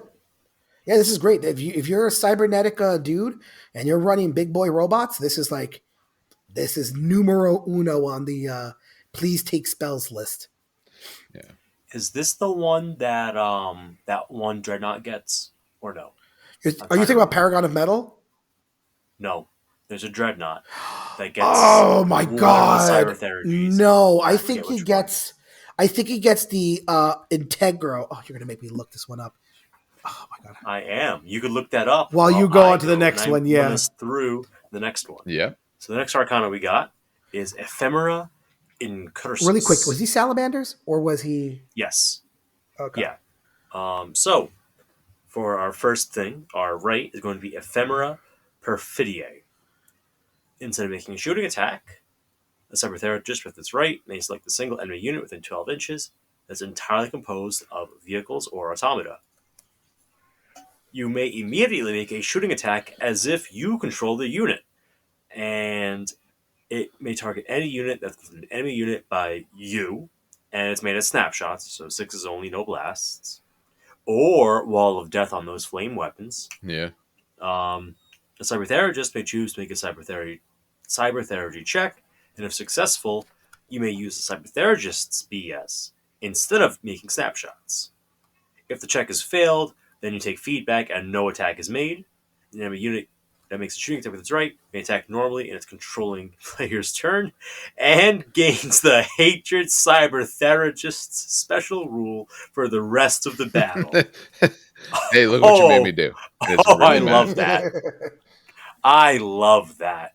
So obviously you pick the vehicles that don't really gain that much from Hatred instead of the Automata most of the time, but that's hilarious. I like that. I like that a lot. And then we have our weapon, the Ephemera Incursus. This is range 24, strength 3, no AP, assault 6, data Jin, blind, Vox silence, and cybernetic focus. Okay, what's this Vox silence thing? I got you, because this is pretty great. Any model with the infantry or cavalry unit type, and a unit that suffers one or more hits, because remember, it doesn't wound, remember that, from a weapon with the special rule must reduce their leadership by -2 until the start of their controlling player's next turn. This modifier is not cumulative, and any given unit can only be affected by a single instance of Vox Silence special rule at a time. Nor is it cumulative with any other special rules that negatively affect modified leadership. Always use the highest single modifier among those applicable. In addition, units affected by this special rule do not gain the benefits of Nuncio Vox, Command Vox, or any similar war gear items until the start of their controlling player's next turn. Units that include one or more models with the Stubborn special rule ignore this effect. That's helpful. Yeah. If someone's got a deep striking army or just a pie plate army, and you're like, I don't want them pie plating me and re-rolling the scatters. You hit them with this. Bam, Nuncio Vox turned off. Yep. And it's a good 24 inches, too, which is not a bad range. So I have a question about the power, and I believe I know the answer to this, but I'm going to ask it anyway because I want this for clarity. It says the Cybertheragist controlling player may immediately make a shooting attack as if they control the chosen unit. Cool. So if your vehicle, I get to fire all your weapons? Yes. Yep. Yeah. That's how I read it. I wanted to be sure I wanted that clear because it does say you make a shooting attack. Please bring a Baneblade. So I do not think you remember this, but I used this power against you, Dave, when I took over. No, I remember. I remember. Yeah. But you only got to shoot one because of like positioning anyway. Yeah, no, yeah. But yes. But especially for anyone reading that, I wanted to make that clear. As of our reading currently, there could always be FAQ'd later. But as of now, yeah, you shoot the whole thing. Is there anything that's a lot better than that one assassin? Yes, so much better. Like a lot better. Is there anything that stops you? I haven't looked through full size Titans because we haven't done much with those yet. I was just going to check one simple rule because I knew you were. So Knights it works against. It does work against Knights, but I have to check the God Engine rule because I always forget this one. Ignore all psychic powers. Yep. So if you're a God Engine, you ignore all psychic powers and cyberthergic rights and attacks made by psychic. Good. Yeah. I'm so glad. You also ignore it. Yeah. Because I can. Is that awful. Your Warlord? It's mine now. Yeah. Kill me afterwards. I'm fine with it. I want to get that. Okay, good. Again, I assumed they had done that, but I wanted to be sure. I'm just laughing because I had the same thought when I first read that, and I remember reading. I'm like, oh, okay. I should point out, by the way, Cassian Dracos Reborn does have the Arcana Artificia Machina rule. So essentially, he's got the ability to heal himself twice. So he can battlesmith twice. That's actually really good. Yeah, he's wounds 5. So if you don't kill him, he heals 2 wounds. It's not that hard to kill him. He's toughness 6. I know, but you can kill him. But still, it's neat. Okay, and he's got assault D6 haywire. Okay, we're good. Okay. All right. Who wants to take Lacyraemarta? I'll take Lacyraemarta. If you want to take Reductor, because I know you like Reductor. I am because I like overall the most. Exactly. I like what they do the most. So, Ephemera Lacyraemarta. So, remember, these are the guys who wanted the thralls and the servitors. So, chop shop. Yeah, the chop shop. Yeah. And the Ephemera Instigare. This is the right. Instead of making a shooting attack, a Cybertheragist with the Cyberthergic right may select a single friendly unit within 12 inches that is entirely composed of models with the infantry unit type and is of the Mechanicum faction. That chosen unit may immediately move a number of inches up to twice its unmodified initiative characteristic directly towards the nearest enemy unit. If the chosen unit has mixed initiative characteristics, use the highest unmodified characteristic. The Cybertheragist controlling player may choose to make a Cybertheragist check for the Cybertheragist. If the check is successful, then the unit gains the Hammer of Wrath 1 and Furious Charge 1 special rule until the end of the subsequent assault phase. And if it's failed, obviously you suffer the cybernetic feedback. Okay. I'm less impressed with this. Although, again, giving this to Myrmidons is absolutely hilarious. Because now they're strength 8, right? Fierce charges +1 strength. They're strength 8 with a booty bump of a Hammer of Wrath. And the Hammer of Wrath will be the base strength. Yep. Yes. So it's a strength 5. No, that's fine. But still, you get a booty bump. Too excited. You get a booty bump. You become strength 8 with your super power axe. I mean, they have enough attacks. And they get to move 4 inches. Another 4 inches. It's not bad. Yeah. It's nice. It's not as cool. It's not as flashy as the other ones. I like the Techno Arcana more. Yeah, we'll get to the tech. Yeah. Cybernetic. Yeah. So let's talk about the weapon. Let's talk about the other one. Yeah, let's talk about the weapon. Yeah. So it's strength dot. Strength star, essentially. AP3. This is not Datagen, ladies and gentlemen, because it is melee, fleshbane, radphage, concussive 3, and of course cybernetic focus. You have to contest. So it's one shot, or one shot. Jesus Christ, kill me, please. It's a melee weapon. You wound on 2s. If you wound, radphage is one of the most useless abilities in my opinion because it only does it per model. So correct. Yeah, it's one of the most useful. But anyway, and it will not work on a Primarch. Yeah, it won't work. It's literally the most useful. Mm-hmm. But it's concussive 3, which does confer to the unit. Meaning, if you, I think, is it wound or hit on concussive? So if you score a wounding hit, whether or not it is saved, yeah, and they fail the leadership. That's weapon skill -3, which is. That's most people the weapons go 1 and 2, which is you're literally hitting their pain points. You're going and that's very demoralizing. Yeah, weapons go 1 and 2 is yikes. I like it. It's cool. Not as flashy as the other ones, but I could see its uses. I can't. I'm sorry. Again, if you take let's say you take not Domitars. Sorry, Myrmidons would do well with this. Thalax would do well with this. Thalax would do great with this. And they have chain blades. Now I think they'll also make them at strength. The chain blades make them strength 6. It's just a chain bayonet, so it's +1 so strength. It'll make them strength 6. And then Furious Charge was strength 7. They're strength 4 base. No, stop that. They got nerfed. No. Yeah, down to strength 4 base. Yeah. So I haven't actually played Thalax this edition. Strength 6 with Furious Charge. Oh, I'm so sad. Oh my god. I think part of the problem is okay, I know we can mix and match and there's ways to do all that. But when I see this, I off the bat would want to say, hey, if I'm running a high order Lacyraemarta, then I want the Cybernetic power of Lacyraemarta. But I can't use both of them because you battlesmith, which is instead of a shooting attack, and this is instead of using a shooting attack. I don't get to do both. If I could do both, then I'm much happier, and I don't. If you have firing protocols. If you do, yes. Hold on. Nope.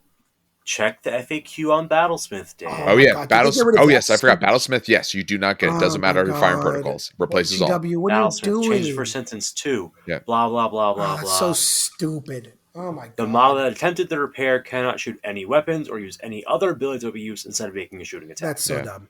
And the tough part, I guess maybe somewhat useful is you can do it from range, where normally the Opus Viscera, you got to be right next to them.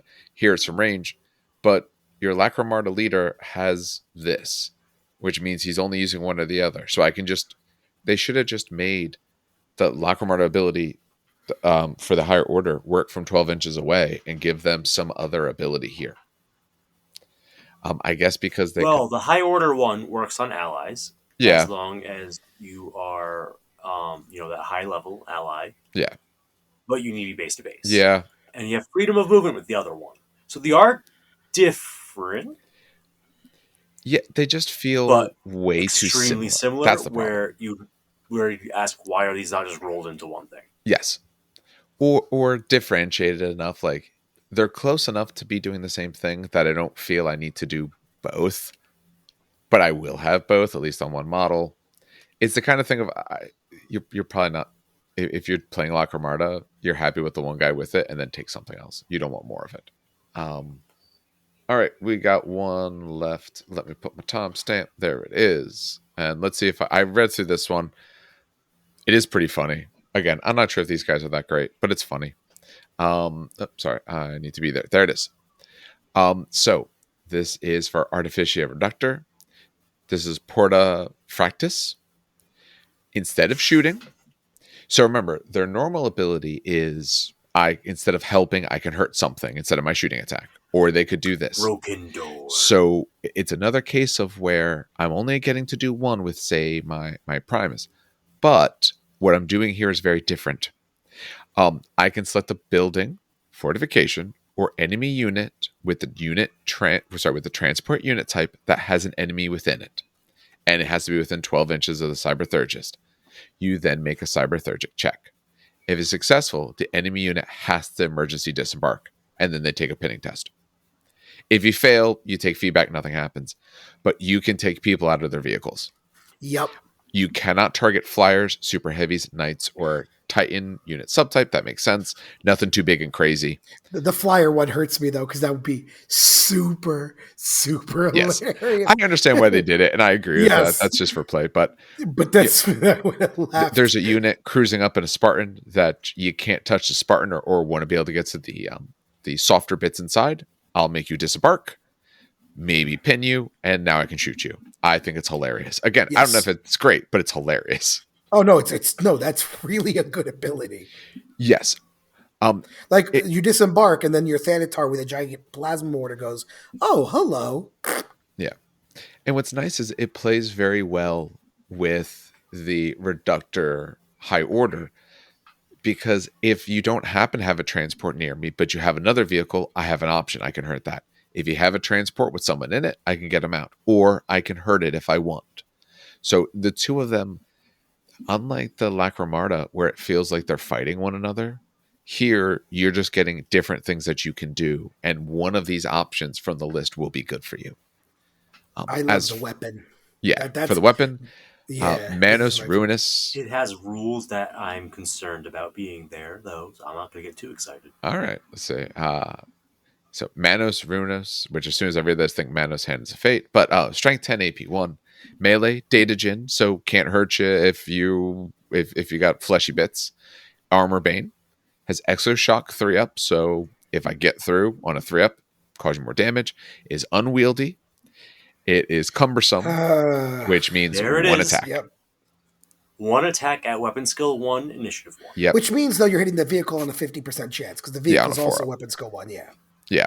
That's not an endorsement. No, it's not. But if you hit and you pen it on a 3-up, you just pen it again. So where this is, again, not great. Since you can only hurt vehicles, I don't think it necessarily needed the cumbersome, making them wieldy enough or whatever, sure. But the reason so you don't go and punch through a dreadnought in one go. Yes. That said, fuck dreadnoughts, punch through them in one go. This also works against fortifications. Yes. Yeah. That's the only place it really works. What I see this for is I want to, my guy doesn't have a weapon that can hurt a vehicle, and I happen to be close to the vehicle because I've been hitting it and losing its hull points. I can take a swing and maybe I take it out. This is sort of the closer, a way to finish.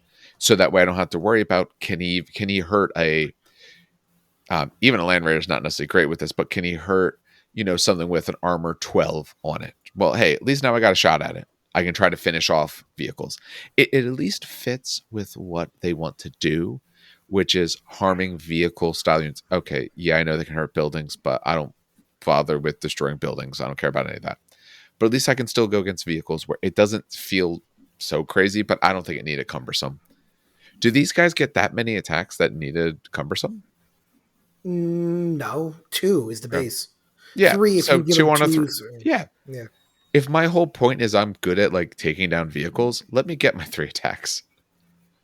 I mean, the difference in what I'm hitting on, might not be that great. So I get a few more hits, maybe have a better shot at killing your vehicle. Or if they want to make it cumbersome, make it better than 10. Make it 12, because now I can actually, it's not 50-50 I hit you and then maybe get through. Hey, I'm going to get through. I'm going to cause some damage. But I still like them. Armor Bane does help with that, rolling 2 dice. But yes. Yeah. Yeah, the Armor Bane is probably key. At least you get that reroll. Or 2 dice, but yeah. Yeah. Well, I'm even thinking about vehicles, but yeah, against dreadnoughts as well. That kind of thing. All right. So Broken Door, though, is much better. Much better. What is, I'm sorry? Portafractus. Oh, okay. Yeah, get out of the vehicle. Yes. Oh, yeah. That is much better. You take it for that, and then you have the weapon for, like, I got nothing else I can do. Let me power hand through this vehicle if I can. Boop the snoot. Yes. With a big boop, though.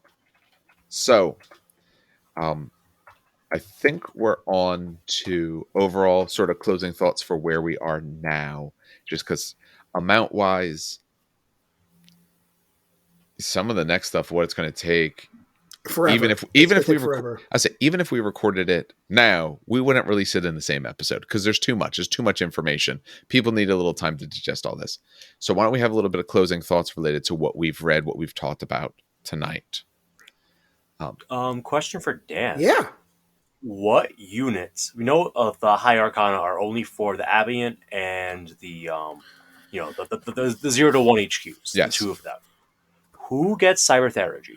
Cybertheurgy. You like who gets actual Cybertheurgy? Yes. Like the spells. Got it. Okay. You access to the spells. And you don't care which ones they get. You just care who gets it. Yeah, who gets some abilities like this. All right, so keep it nice and basic. The Archmagos, the Magos. I know you mentioned those, but just in case. So your HQ units. Special characters as well. The Tech Priest Auxilias, which are your line elites.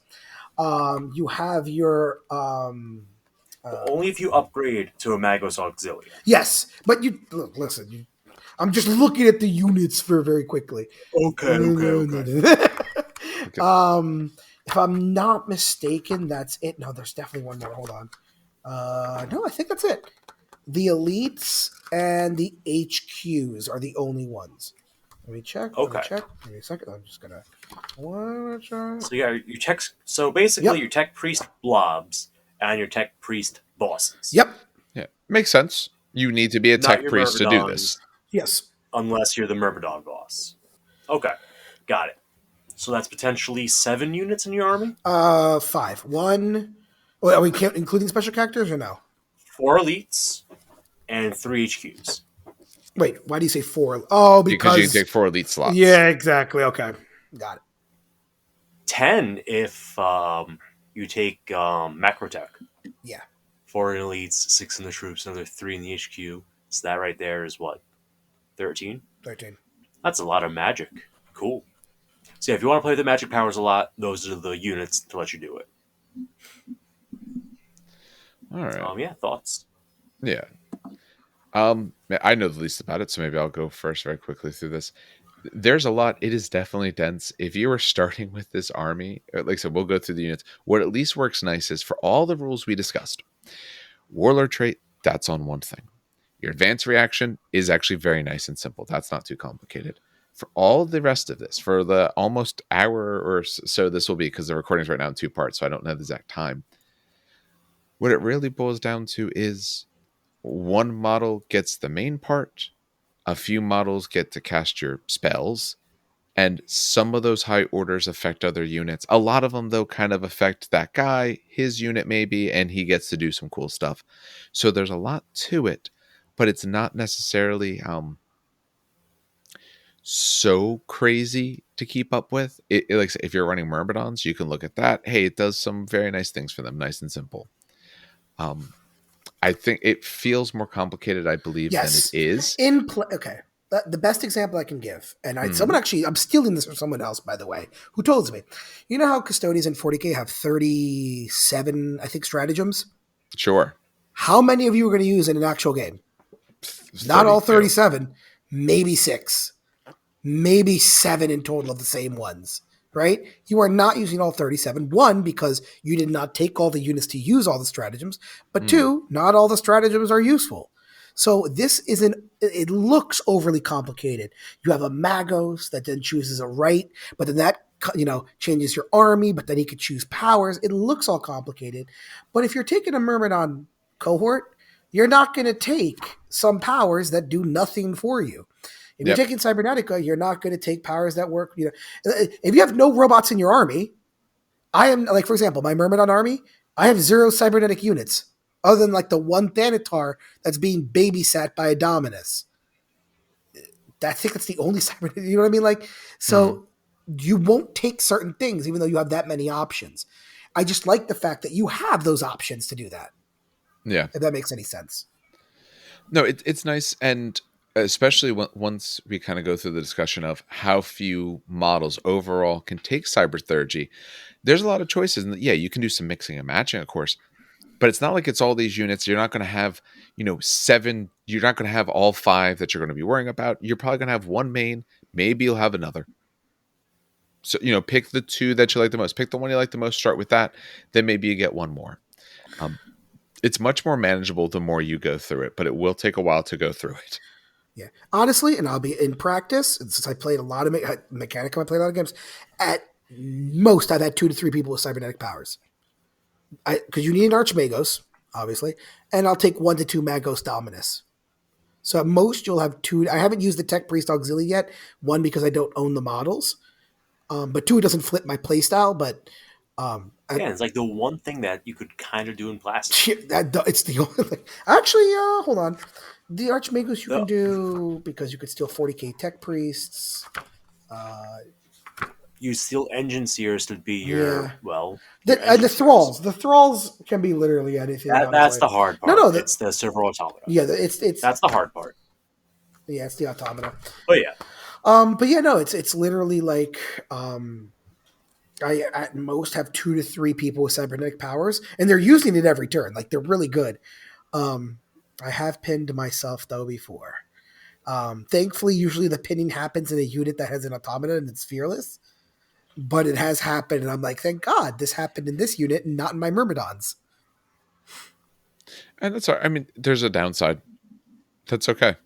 Psychic powers have downsides. This has exactly. Well. No, I'm not mad about it. Yeah. I like that though. It makes it fun. It makes it dangerous. One of those biggest distinctions though is with a psychic power, the wounds can go anywhere in the unit. Here, it is only 1, but it goes to the model that casts the ability. Although I should point out, we haven't talked about the units yet. These models are ridiculously durable. We're talking about more wounds, about as many wounds as a Praetor normally, and usually, if you pay for it, but you almost always do, a 2+3+ invulnerable. 2+ save and a 3+ invulnerable. So even if you take the wound, it's still a 66% chance you're getting not wounded, 67% chance you're not getting wounded with a 3+ invulnerable. Someone check the math. Yeah. Yes. It's 67% chance on a 3-up.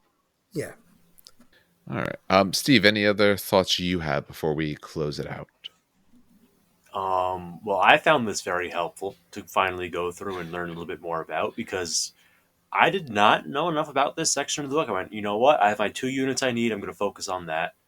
And now that I know a little bit more, there's some cool stuff going on. It's really a lot of fun. I think, I don't know if I still want to do the Lacyraemarta build I did last edition, because obviously it's a lot different now. But what it does do is really cool. I think it'd be great for an allied detachment. I want to see your Fire Drakes. I want to see your Fire Drakes. I don't have Fire Drakes, but I know someone who does, and someone who is doing a whole expedition Explorator force. If you do not go on our Facebook chat and immediately type up what you figured out, I'm going to be very disappointed. Oh, I'm going to be there very because I'm the only one who finds these broken combos. God damn it! And I need someone else to take the fall. I need someone else. Yeah. But no, they're cool. I feel like I have more to say once we get into the actual specific units, because they are diverse. Yeah, the units are pretty cool and diverse. Yeah, but this gives for anyone listening and all, this gives them a good starting point. gives them a good idea of the things we're going to go through. And at the end of the day, when we get to the other units, it's not going to matter too much. So one, if we mention, you know, oh, when you take with Lacyraemarta, or some of the units actually do tell you a group that they're with. But I think it's going to really help out with that. And I honestly feel, even if it was earlier in the night, it's not, but even if it was earlier in the night, I wouldn't want to do more in one recording, because I think it's just way too much information, too much very different information. I would die. Yeah. You know it though. You'd be fine. It would just be a lot for us to be talking about is all. But all right. Well, I think at this point, then I will close this out. As always, we do want to thank everyone who does listen to the show. At this point, we obviously still have a good amount of 30K stuff. Even once we get through all of these things, there's plenty of other things that we'll talk about related to it. But at least Dan and I have started doing some discussions on Conquest. As of recording right now, it's a Monday night. Tomorrow night, we're going to be doing a probably briefer recording than these, going over some of the changes to the 3 factions that Dan, myself, and our friend Josh, who's going to be on the show with us, play. We'll talk about other factions in the future, but we're going to start with the ones we know the best, and doing 3 at a time feels like a bit shorter. We'll obviously be going through more deeper dives and all that kind of stuff later with that. But at least for the current moment, it seems like these are the 2 main systems we're talking about. I was telling the other 2 that I did go through what was recorded off of my phone with my gimbal that drifts, but I do have a new one coming in tomorrow that should hopefully be much better. If not, I'm going to send it back to them immediately, but it has much better reviews. But a lot of it actually came out pretty good. It's still very rough what we recorded, but it's rough because of trying to figure out the best way to do it. So it looks like we actually have some reasonable options without having to go too crazy with all audio and everything like that, which was my biggest concern overall. I know watching people play something could be really bad if the audio is garbage. So the audio actually worked out pretty well for what we did. So, Dan, do you realize, because we do have the video of you discussing your armies, and I watched a bit of it. I'm going to go through it all. Came out pretty good. You do realize you're wearing like sleep clothes, right? Like you're cool with that? Pajamas. I'm at home. Okay. What the I'm just making sure. Let the man enjoy the comfort of some nice pajamas in his own damn house. If someone judges me based on my very comfortable llama pajamas, are these llama pajamas? No, sorry, alpaca pajamas. These are alpaca pajamas. They're very comfortable and warm. They're much less mean. Listen, if someone judges me, I will challenge you to a game of 30K, and I will bring 60 custodian guard and one shield captain. Challenge him to 500 points. He'll bring nothing. He'll be sad. No, I just wanted to check because if so, that sounds like it came out good. I'm gonna watch the rest of it. Yeah, go ahead. That'd be fun. Put in the disclaimer. Put in the disclaimer. Dan's in his house relaxing. Yeah. He teaches middle school. We went casual today. He teaches middle school. He deserves it. Yeah. Once I do have the new gimbal, though, I want to do something similar to MySpace. I also want to do since across this year I'm trying to paint so many fucking models. I'm going to do a monthly update. So I want to put that on some other stuff. So we do have plenty more things coming. Part of it depending on my work schedule, of course. But we have quite a bit of that. So as for next week, 30K related, we are going to be marching our way through the Mechanicum. We're definitely not going to get, even if we got through all the units, which I don't believe, but even if we did, we would definitely be doing a third part just discussing the army in general, thoughts on it, list ideas, sample lists of different types, all that sort of thing. So this will be a 3-part by the time we're all said and done. If you do enjoy the content you've been hearing, subscribes, all reviews, all that kind of stuff, of course, helps us. I said we're available on a podcatcher. We're also available on YouTube. The YouTube does get special content like the videos that we recorded the other day that I'm going to be working on tomorrow morning. I'm going to edit this, and I'm going to be editing those right afterwards until I have to go to work for a meeting that I don't care to go to, but I have to because they told me to. It's for, I don't even remember what, but someone's coming in and I got to go sit in a room with them. Cool. Other than that, on behalf of everyone here at the show, have some good hobbying and some great gaming.